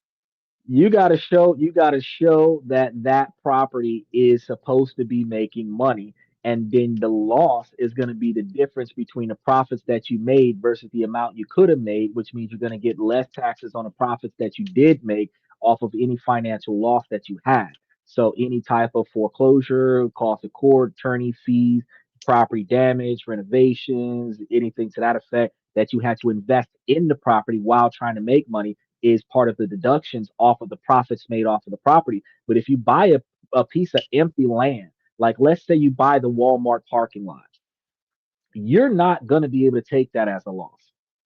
Now, if you're the Walmart store and that Walmart goes out of business, the amount of money it used to make versus the amount of money it's not making now, they can take that as a loss Right. in comparison to all the money that they were making before they went out of business. But you can't just buy something and call it a financial loss like you can do with a car. A car is a depreciating value, so it will be a financial loss upon purchase. A house is not a depreciating value, and empty, undeveloped land is not a depreciating value. It actually increases in value the longer you have it. So you can't take it as a loss just because you bought it. You take it as a loss because something happened to it. They burned it down, they blew it up, the gigantic crater turned into a crime scene. It's a graveyard. Now you got to show something happened. It got wasteland credits. You got to show something happened that it's no longer profitable, but you have to show that it was first profitable in order for you to take Right. it as a loss. But I appreciate the gesture, fella. He came through. Claim loss as an I Airbnb. mean, You got to it claim profits. it is good to like brainstorm new ways to make revenue, but it has to make sense within the Legal framework guidelines. of the tax law. It Yeah. has to work, and it's so complex already. It's like I wouldn't even want to try to risk and make something turn into a tax fraud case. Um, Yeah. I've never been audited, never want to be audited. Me neither. My buddy Joe Mastrano was on the show one time before, and he was talking about this type of information. And he told me to let everybody know if they ever are interested in getting tax information that he would help them out about that. But yeah, before I do something that I'm not sure of, I Yeah, definitely put forth the effort to go and talk to a licensed specialist about it, CPA or a tax agent of some sort, so that they can help me understand what I was planning on doing before I do it. yeah, But any regular leaps and bounds that I take based off of my regular research, and any risks that I take financially based on my regular research, and whatever I do, whether I claim my own taxes, filing it myself, or go to a licensed agent like TurboTax or H&R Block or whoever else does it these days, the fact is that um, I have to be able to prove that I made money in order for me to prove that I'm entitled for a deduction on something because I spent right. money. I And can't simply get a deduction. some of the deductions are super high. I was reading about one deduction. It's like you have to have $70,000 of itemized deductions in that one category to qualify. Yes, And even yes, though you have the 75,000 in itemized deductions, it only gave you a $1,500 deduction.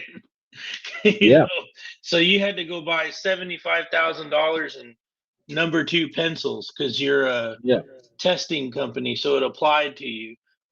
yeah. Great, you get $1,500 back for spending $75,000. That's Well, what big business does is they will buy all of the office supplies for next year in quarter four of this year, so that sure, whatever tax deduction they get, it's a win-win because they don't have of to buy course, supplies next year and they saved a little bit of money on their taxation. yeah, a few percent, yeah, But like the only massive benefits that you really get is loans and mortgages, and any donations to 501c3 companies, non-profit entities that are publicly funded. Those are the only places where the largest quantity of deductions and deferments go. And people have been utilizing mortgages on houses as deductions. So people who are in real estate will buy a house, mortgage it, buy another house, mortgage that one, buy another house, mortgage that one, build up all of this debt and have the tenants paying the mortgage, which offsets the debt. They will take a piece of the, like, for example, buy a $500,000 house, mortgage it for 300,000, buy a $200,000 house, keep 100,000 in their pocket, put a tenant in there paying rent. I already got paid my 100 grand, and now the tenant is paying the mortgage for the rest of the time outside of the maintenance fees and the property manager. I don't got to worry about it. I already got my 100 grand. That's how people are walking away with it in real estate.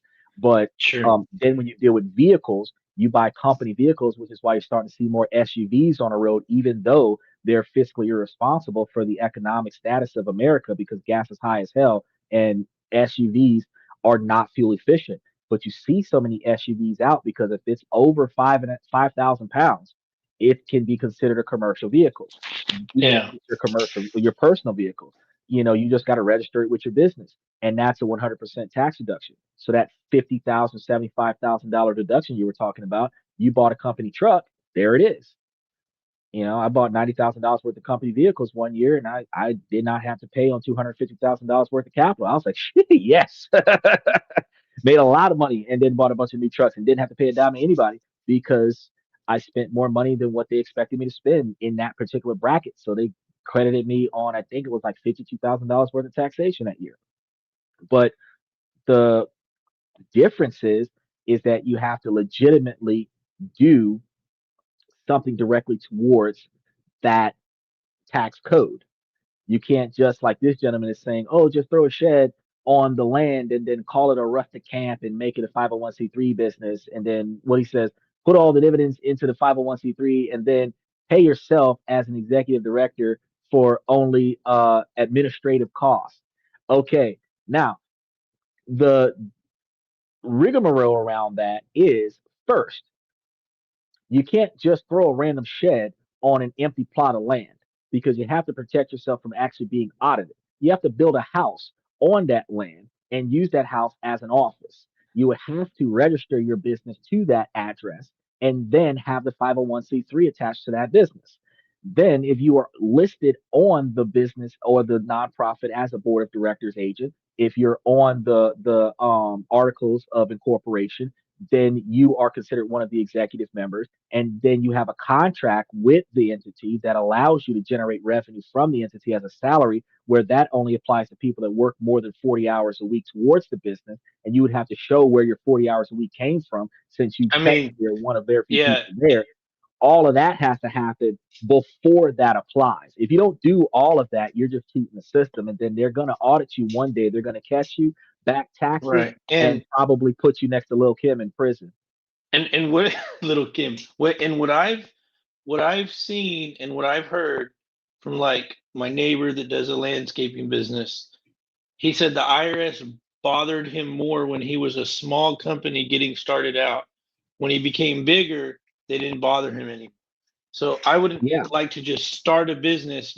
You have, you have Since them being very COVID, suspectful of, since Donald Trump just found out earlier this year that most people put their children on as the owner of the business so that they could get the business loans from COVID to subsidize their standards of living, yeah, that all was startups crazy. are going to get a lot of scrutiny. Yeah, All startups are getting screwed. But if you start generating big money off of it, they assume you're established and they're not going to mess with you anymore. right, But you can't create a shell company for tax evasion. It doesn't work that way. You can create a legitimate business. You can create a 501c3 as a W 2 worker. And if you use sure, the LLC status, you can benefit from business tax deductions from your W 2 because you already gave the government taxes out of your paycheck against your will because your employer gave it to them before they paid you your money. And then when right, you show the government that you're taking your hard earned income and investing it in your startup business, they give you back the money that your job took out of your paycheck. But that's what an LLC does. It reimburses you. If you are a 1099 worker, an LLC is not going to do anything that a C corporation is not going to do, which is give you tax deductions towards the money you spent towards the profits you made. Long as you show the government that you spent more money than you made, or you spent more than 60% of the money that you made Yeah, reinvesting into the company, they're going to that give you a 10 lot of deductions. that 1099 thing is really tough because there's a lot of blue collar workers that make 100 or 200,000 a year, and then they wait till the very last month and they start putting the money aside for the taxes because they didn't put the Mhm. money aside for taxes. I think it's extremely foolish the way that that's set up, but for If whatever you're going to do reason, a 1099, it is smarter for you to send them money quarterly based off of yeah, what you think you might owe them. And then when you do your taxes at the end of the year, if you right, overestimate it, you're entitled to a refund. If yeah, you because underestimate it, you don't owe them that much. yeah, to come up with 20% of 100 grand's a lot out of nowhere. Especially if you're living from paycheck to paycheck because you already spent it. Right. So yeah, and see that's is a lot of problem with the Americans. We overspend the money that we don't have. Even if And we that's have $100,000 job, it's all these expectations in our society that say we need the newer model car, the house. $98,000 of it. Yeah. Yeah, and then we got to go out to eat and spend $150. All of that chips away at your net worth as a whole over the Yeah. year. And if you itemize them and you find out that you're spending $15,000 at Red Lobster every year, it's like, yeah, that's too much. I only went there once a week. I said, well, there's 52 weeks in a year. I actually started breaking it down and started showing folks that their average natural habits are way worse than going to Red Lobster because a pack of cigarettes is $10 a box, and you buy a carton, you're Yeah, spending a all hundred the to one hundred vices. twenty dollars a carton, and you're spending four cartons a month because you smoke two packs a week, and now you're spending $400 to $500 a month on just cigarettes. People who and you do that once a month for 12 months, and now you're upward of $7,000 on just smoking. People who drink beer. I love alcohol, but people who drink beer, they're buying $25 cases, $50 cases of beer, and you're buying three, four cases of beer every week. You're spending $200 a week on beer. You're spending $600 to $800 a month on beer. That is $8 to $12,000 a year on beer. Between the beer and cigarettes that you spend as a natural habit, you're spending $25,000 of your income. You could have put that in a Well, stock option and turned that to thirty-five yeah, thousand dollars. yeah, that habit has turned into an addiction because when it's in Yeah. excess that you spend so much money versus if you bought a case of beer one time a month and you partied one weekend, 1 month, that would be $50. Yes. If it gets to the point where it's $400 to $600, I mean, I'd rather be investing the money. But nobody really realizes that until after I put up those numbers. Because you think Yeah, about it, uh, if you always have beer in your fridge, no matter how fast it's drunk, you don't realize how much money you're spending on beer, especially if sure. you've got a rewards card and then you use the rewards card, get discounts on it They're paying me sometimes. to drink. Yeah, Yeah, that's what they think. They're paying me to drink. But the mentality is that you're wasting a bunch of money in order for them to reimburse you that percentage. yeah, So the thought is that when you calculate how much money per month you spend, that's when people start thinking, oh, dip, I'm wasting a lot of money. People who like to go out on the weekends, $20 for the valet parking, 15, $20 for the club to get in. You spent almost $40 to get in the door, two drink minimum, usually around $10 to $20 a glass. You're going to buy two glasses. That's 40 more dollars. You just spent $80. You're talking to this cute girl. You get her two drinks. You get yourself two more drinks. You just spent 80 more dollars. You're at $160 tonight. And if you did that twice a week, that's $320, $340 a month plus the gas to do it. And you start thinking about how you do that four times a month because you only go out on the weekends, you're spending $1,200 a month dating. You multiply that by 12 months, you're doing what, 12 or $15,000 a month worth of dating. You add that on top of your habit of drinking and smoking, and now you're spending almost $40,000 a year on non-essential spending. That's not going to a restaurant yourself. That's not taking the girl out on dates. You add that to your cost as well. The like we yeah. discussed before, $100 to $200 a date. You add that on top of what we've already sitting at $35,000 worth of wasteful spending. And now you add the cost of taking the girl out to the dates on top of that. Now we're upward of $45,000 a year that we're not putting into our household. And then I thought about it and I'm like, well, shit, if I can get 168% return using my dividend rotation strategy, I can put $40,000 away every year and get back $60,000 a year worth of money. Or actually, well, 168%, I could turn 40,000 into like 92,000 every year if I'm up on a regular basis. But reasonably speaking, I could turn 40,000 into about 60 or 70,000, expecting some losses somewhere, some mistakes happening somewhere, but I would still be potentially possessing $75,000 extra dollars a year, which could likely double and quadruple itself to close to $1 million within 10 to 15 years. Where the habits that I'm wasting that money, yeah, I can remember a decade of college life and then think 5 more years, I would have been a millionaire if I'd have invested that money. Right. So you have a lot of memories, but you could have been rich, making more memories. Now think Better about that million memories. dollar principle. Yeah, yeah. To to the tax blanket, the tax blanket that you got for your money sitting still, $97,000 of dividends off at 9% would be like closer to $1 million. At 20% would be closer to like $700,000 or $800,000.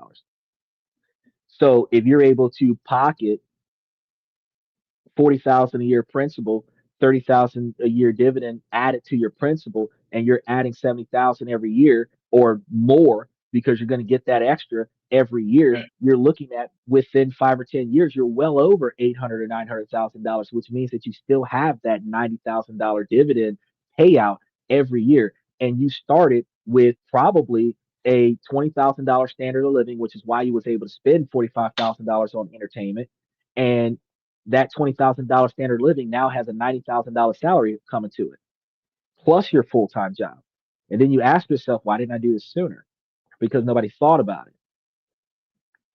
Good That's point. the logic behind it, and that's why I tell everybody about where to go and where to invest, because it's not about, because I don't own any of these companies.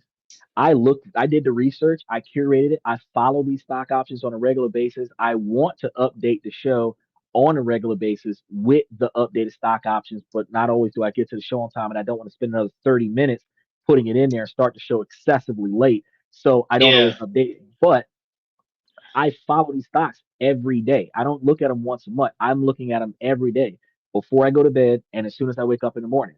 Because the stock market opens at 9:30 in the morning Eastern Standard Time. It closes at 4 in the afternoon, and it changes for after market bidding that happens between 5 and 9.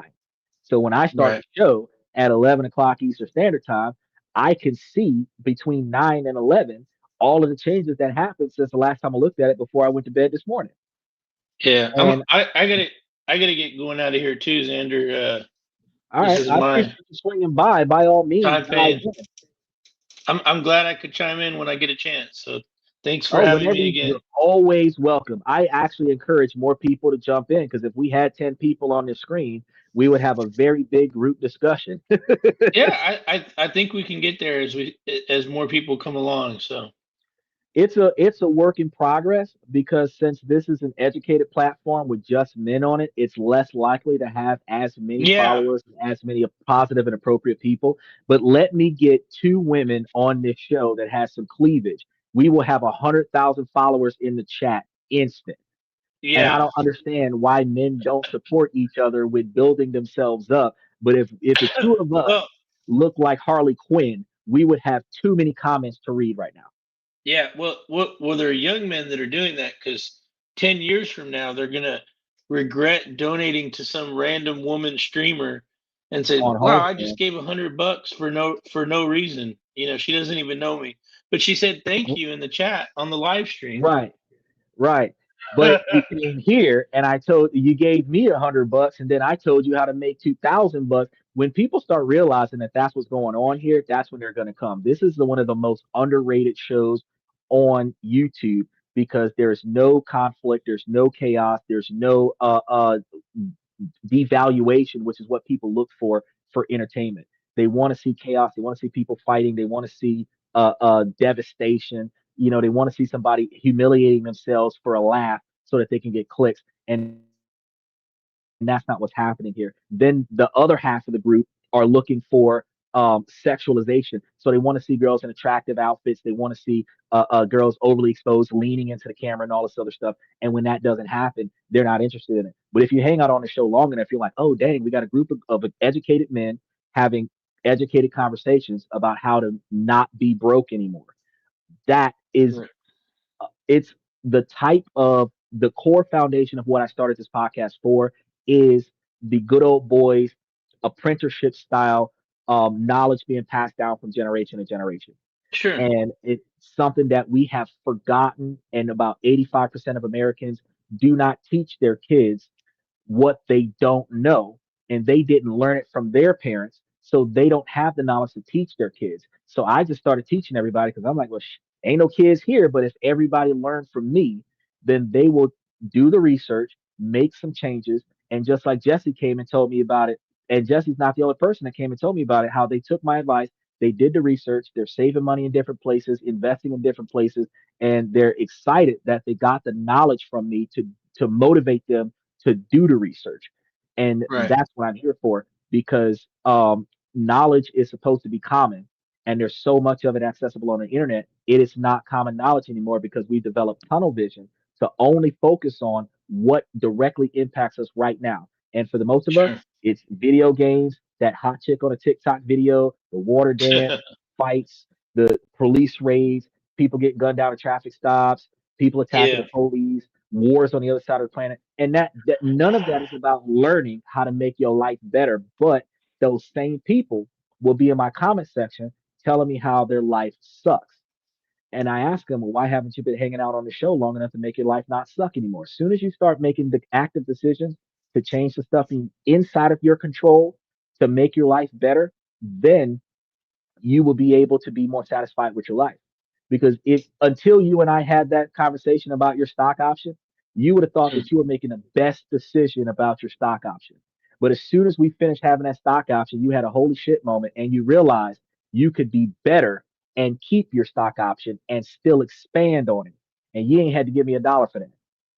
But yeah, of But people course. are I saying, mean, your situation only changes once your perspective changes from somebody in a better position, um, that can show you that. I mean, of course, honestly, I wasn't even thinking about doing anything with it. So, yeah, but no, it, you don't know what questions to ask until somebody sparks your intellect with new right, knowledge.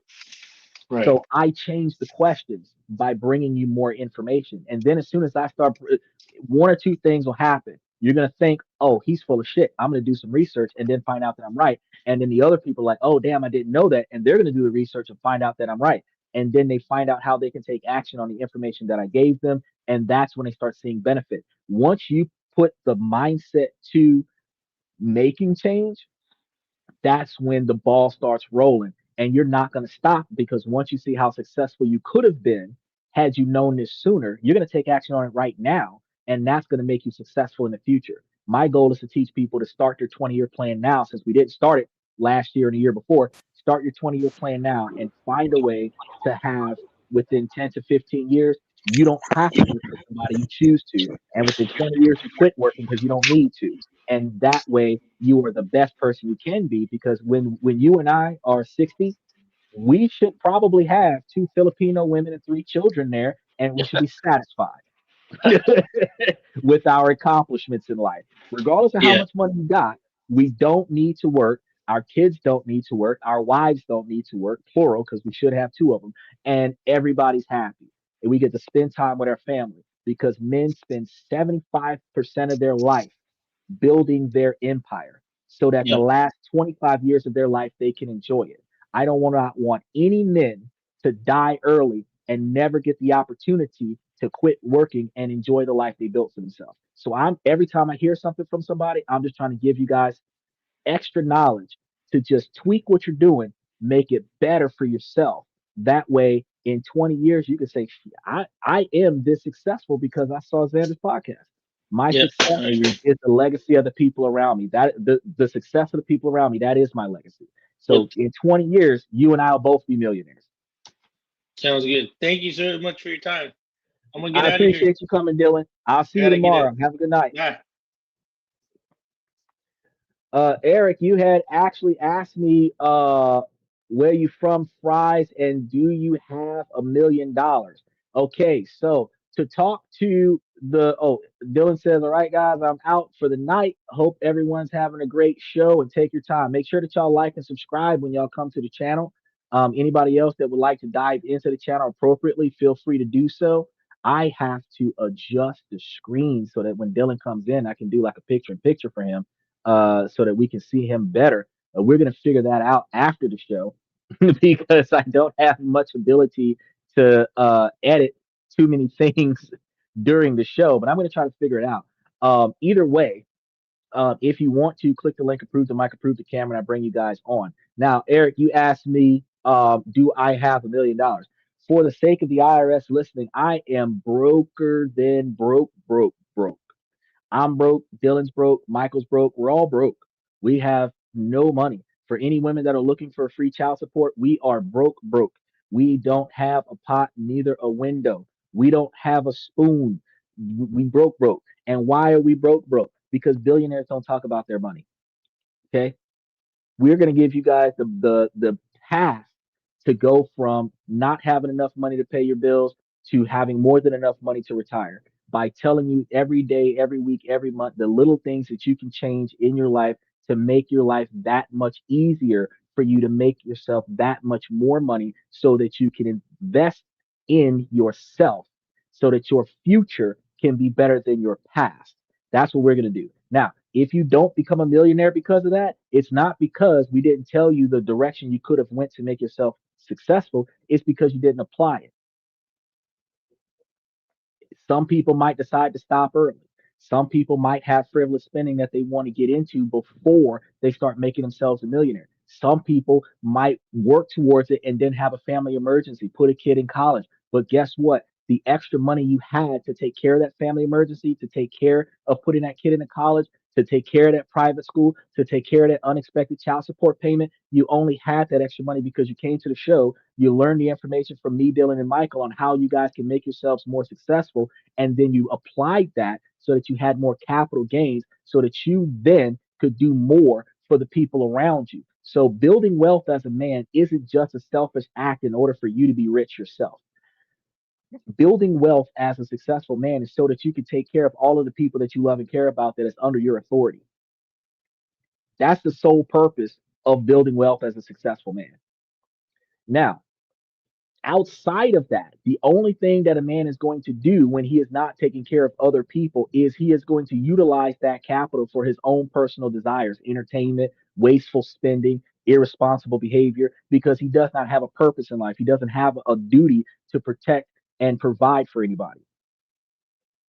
But if you've got anybody, a sister, a cousin, an auntie, a grandma doing chemo, an uncle that need a lung, and that operation costs money, and you got that extra money because you came to the show, that is what we're here for.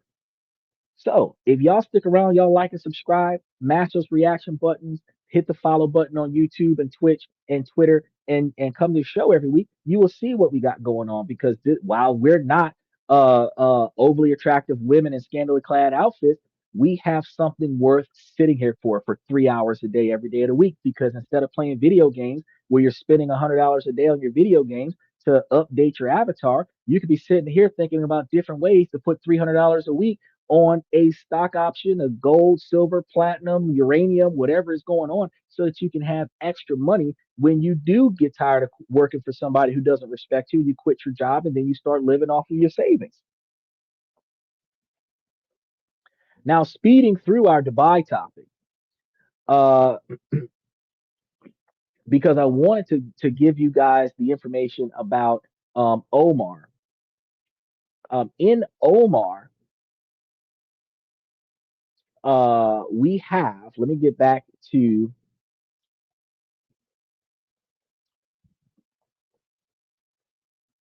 Omar. Let's see, we have Omar's cost of living in Muscat is about 30 to 50% lower than in Dubai. So This isn't a mirror difference. It's a life altering financial gap between that perspective of Dubai versus the perspective of Omar that impacts every aspect of your daily existence. So we're going to break this down from the beginning. First, your housing. This is the single biggest expense for any American right now and most expats around the world. And the difference is jaw dropping because in Dubai, a standard one bedroom apartment is a desirable location can run you about $1,500 a month to $2,000 a month, which is close to the upper lower class cost of living in America. A family sized villa can easily exceed $5,000. Now, let's look at Muscat.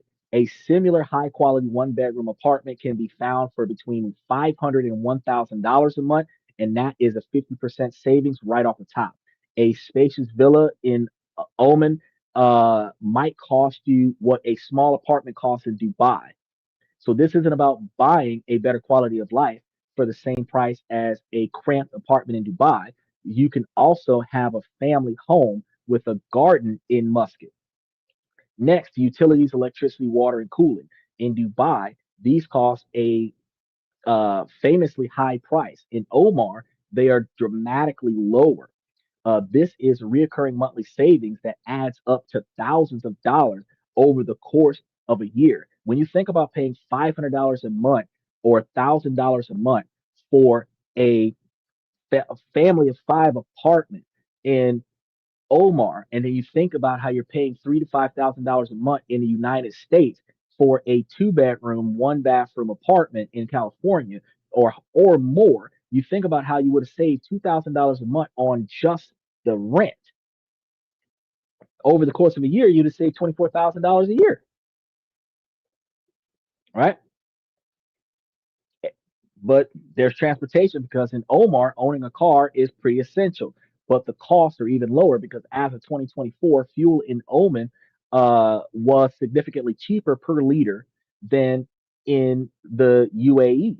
And importantly, there are no road tolls like in Dubai's Salik system, which is a constant drain from daily commuters. So while you might have to drive more in Oman, the cost of doing so is a fraction of what it would be in the Emirates.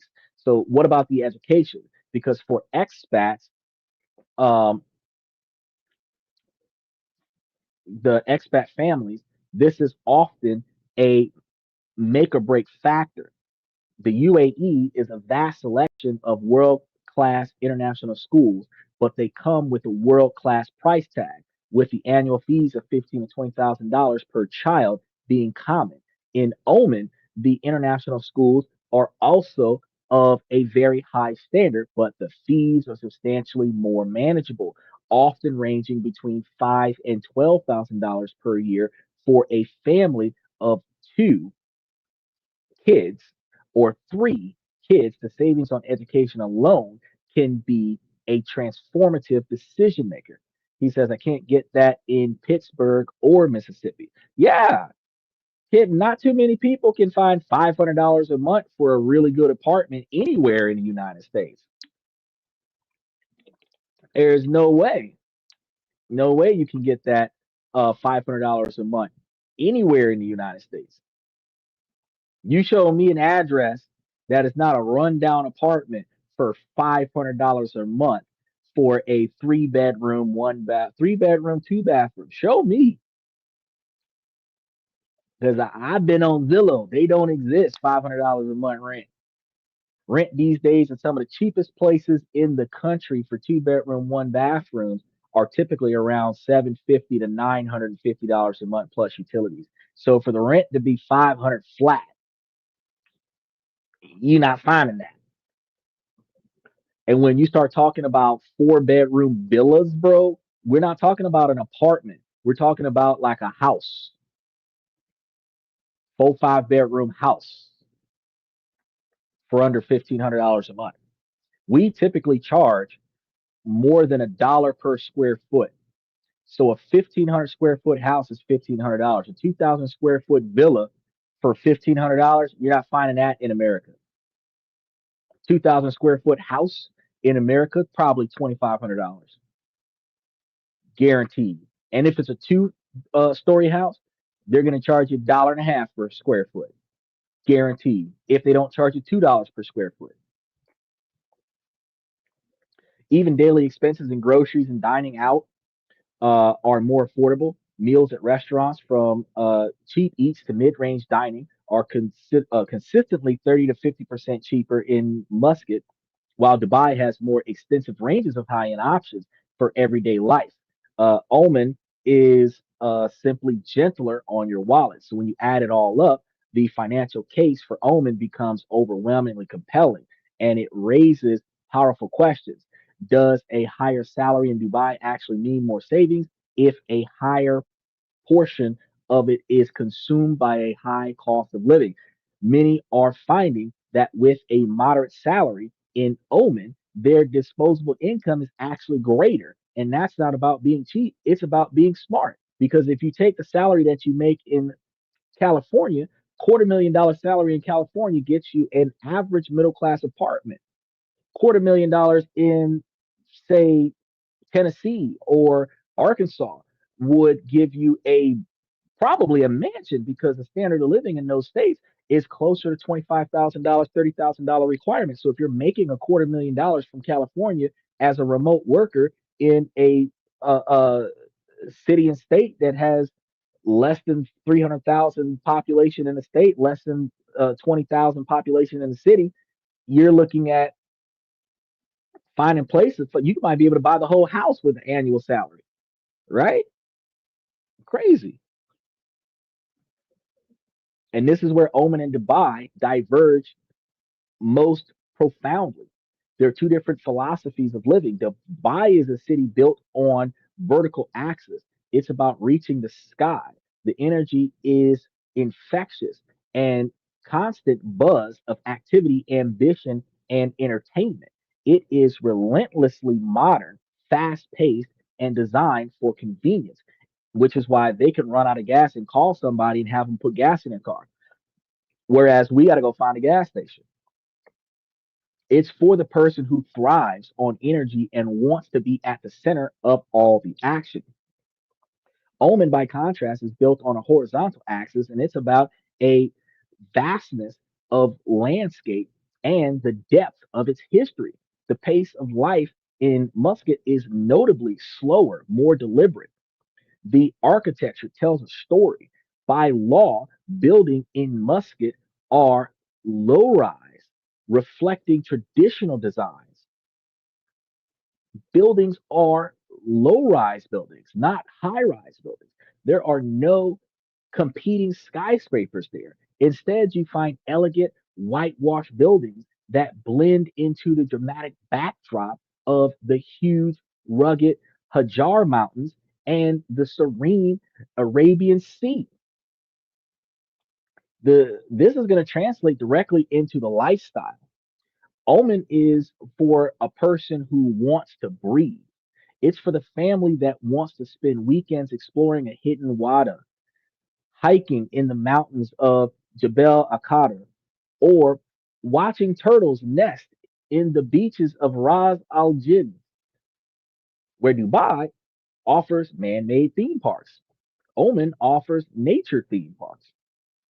It's a country of staggering natural beauty that encourages you to get out and explore its ancient forts, vibrant squalls, and thousands of kilometers of unspoiled coastlines. And this creates a different social fabric. While Dubai is expats seen for huge encounters, it can also be transient. In Oman, the expat community is smaller, but often described as more integrated and tight knit. There's a greater emphasis on hospitality and building genuine connection with other expats and the incredibly welcoming Oman people. Uh, this society is going to be more conservative than Dubai, which expats must respect. But this is coupled with a deep seated culture of tolerance and politeness. Public displays of affection are discouraged, and Modest dress is expected, but this is contributing to the feeling of profound safety and respect, with something we completely forgot in the United States. So for families, this environment is a huge draw. Life is less about frantic rush and more about spontaneous trips to the beach, community gatherings, and a sense of neighborhood safety where children have more freedom. This isn't to say Oman is boring. Muscat has frantic restaurants, modern shopping areas, and a world class Royal Opera House. But the entertainment is less about uh, spectacle and more about culture and community. So for some, the slower pace might be a deal breaker, but for a growing number of people, especially in a post-pandemic world where work-life balance is a priority, the this particular situation sounds less like boredom and more like sanity. Dubai sells a dream of having it all, and Oman offers a dream of living well. For decades, the smallest investment played in the Middle East was simple: go to Dubai. But a new narrative is taking hold. While Dubai is a mature, some might say saturated market, Oman is emerging as a region's most compelling growth story. And this isn't about copying Dubai, but forging a different, more sustainable path guided by a master plan called Oman's Vision 2024. He said, can I have three wives? In most countries around the world, having a legally government sanctioned multiple wife scenario typically only occurs when you are in the type of religion that authorizes multiple wives. Because most governments around the world does not blend religion and law into its infrastructures, where the law does not tell you how your religious beliefs should be performed, and your religious beliefs are not supposed to compromise law. And I do believe it's the Muslim culture, but I'm not exactly sure. But the culture that the religion that allows you to have multiple wives is the one that you typically do that with. Dubai has a habit of the multiple wife atmosphere, but the majority of the culture has the same religion. So whether it is a law in Dubai or a religious practice in Dubai, what matters is that can you get three wives in Dubai and fly all three of them to America, not without showing proof that you have the type of religious background and all of y'all have the type of religious background where your three wives is your family. Now, Vision 2040 is the blueprint for weaning the country off oil dependency and building a diversified, innovative economy. And this is about strategic, long term development backed by like the $5.2 billion Omen Future Fund, which partners with private investors to de-risk major projects. So the strategy is working to attract a strong and growing flow of foreign direct investors. So where are the opportunities? Let's start with the headline grabbers: renewable energy. A lot of people are on that one. Oman is leveraging its abundant sun and wind to become the future global superpower in green hydrogen. Mega projects like Green Energy Oman and the Amena project are planning to generate gigawatts of renewable power to produce green hydrogen and ammonium for export. The country is even developing a liquefied hydrogen corridor to ship this clean fuel from the Oman port of Dunkum directly to the port of Amsterdam in Europe. And this isn't just building a few solar farms, it's building the entire supply chain for the fuel of the future. And this leads to our second pillar: logistics and industry. Don't worry, we're almost done, guys. Omen's strategic location outside the volatile strait of Hormuz is a massive geopolitical and economic advantage. It's making multi-billion-dollar investments to transform its ports at Duqm, Sohar, and Salalah into world-class industrial hubs. And these aren't just ports, they're sprawling special economic zones offering incredible incentives like the 100% foreign ownership, zero import duties, and corporate tax holidays that can last for up to 30 years. While Dubai is a phenomenal hub, its success has created congestion. Oman offers a streamlined, strategically secure alternative. Then there's tourism. Dubai is modeled and built on scale. Oman is taking a different approach, focusing on high volume niche tourism, ecotourism, which has become a huge thing in 2025, adventure travel like The Rock on Jumanji, and wellness retreats. For small investors, this opens up a world of opportunities. Think boutique, eco lodges, um, curated diving tours, and high quality culinary experiences.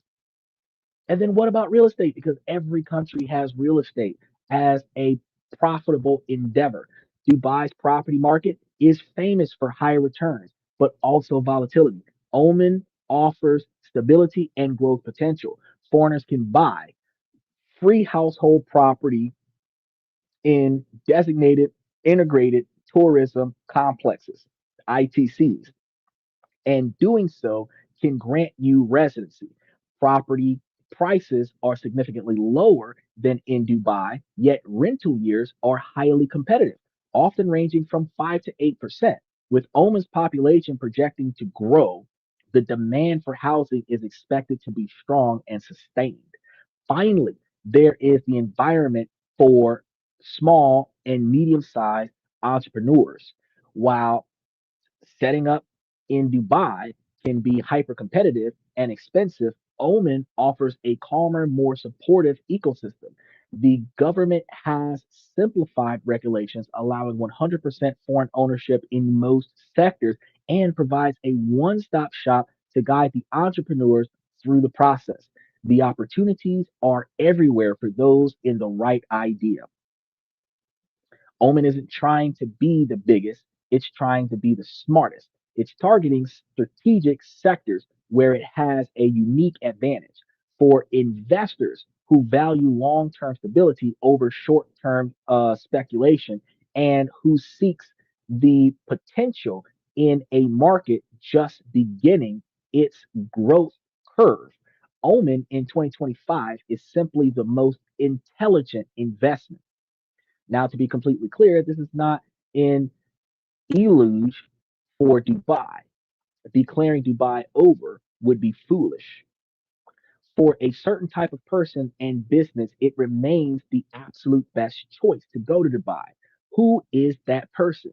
It's the high earning, ambitious professional, the trader, the investment broker, the tech CEO who thrives on hyper competitive environments. If your business model relies on attractive venture capital or serving the ultra high net worth market, Dubai's ecosystem is simply unmatched for you. That is a perfect place to go. It is also for the person who craves ultimate uh, convenience and a truly globalized lifestyle. If your perfect weekend involves brunch at a celebrity chef's restaurant and shopping for luxury brands, then Dubai delivers that in a way Muscat simply cannot. But for those who want the energy of New York, the polish of Singapore, and the sunshine of the Arabian Gulf all rolled into one, there Dubai is paradise. The tax situation can also still be more favorable because the UAE's 9% corporate tax only applies to profits above the high threshold, and many free zones still offer tax free conditions. For a large, high profitable enterprise, this might still be more advantageous than Oman's standard corporate tax outside of its own tax free zones.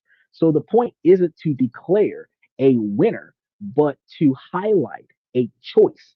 For years, Dubai is seen as the only choice. That is no longer the case. The emergence of Oman provides a vital and compelling alternative.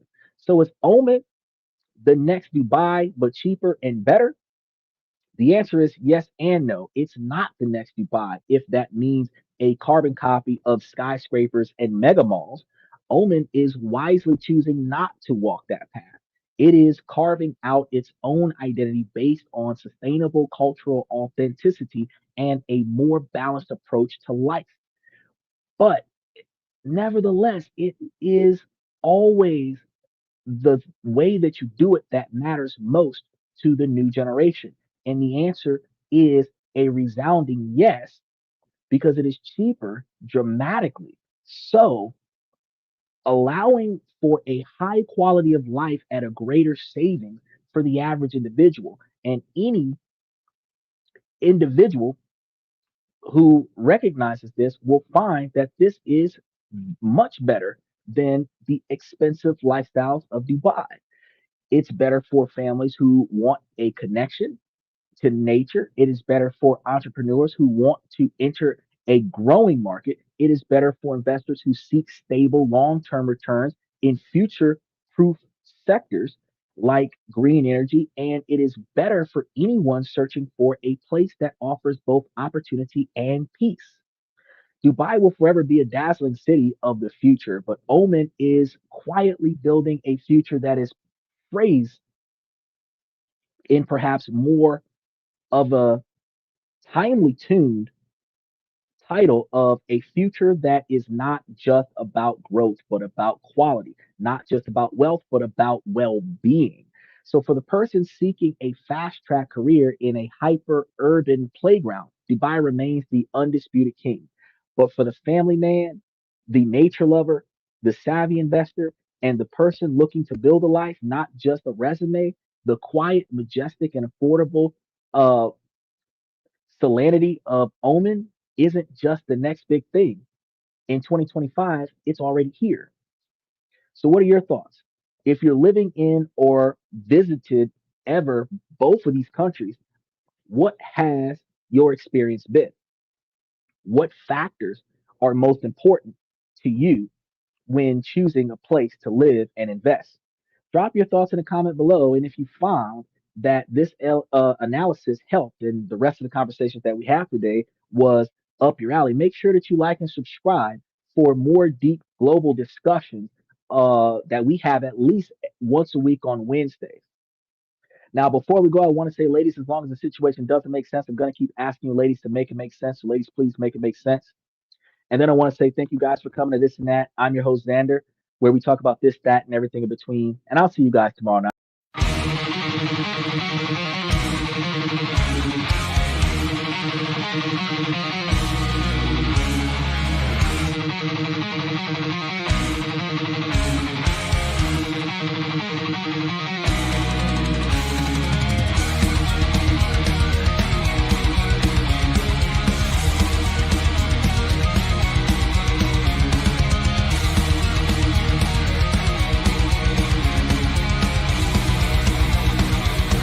Higher ground.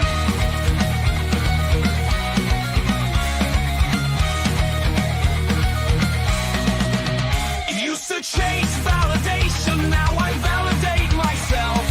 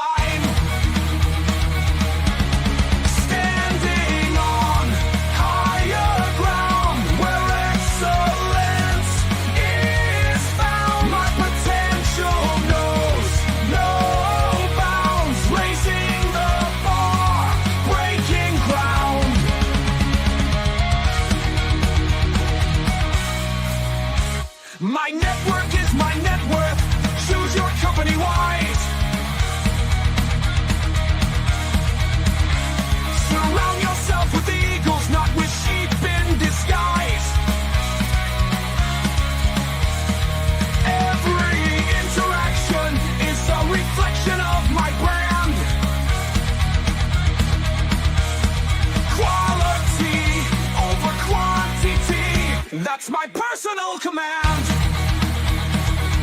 I'm not mounted on higher ground where excellence is found. My potential knows no bounds, raising the bar, breaking ground.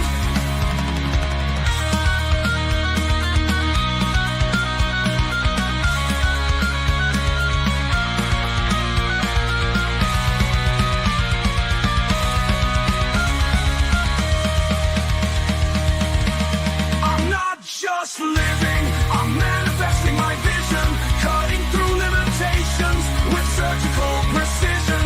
My expectations are my compass, my respect is my shield to mediocrity and chaos. I will never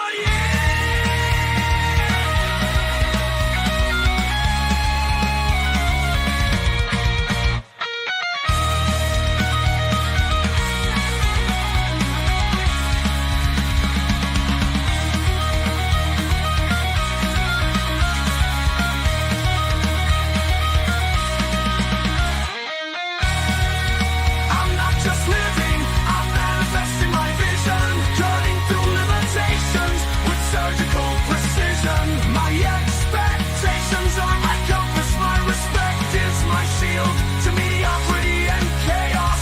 I will never yield.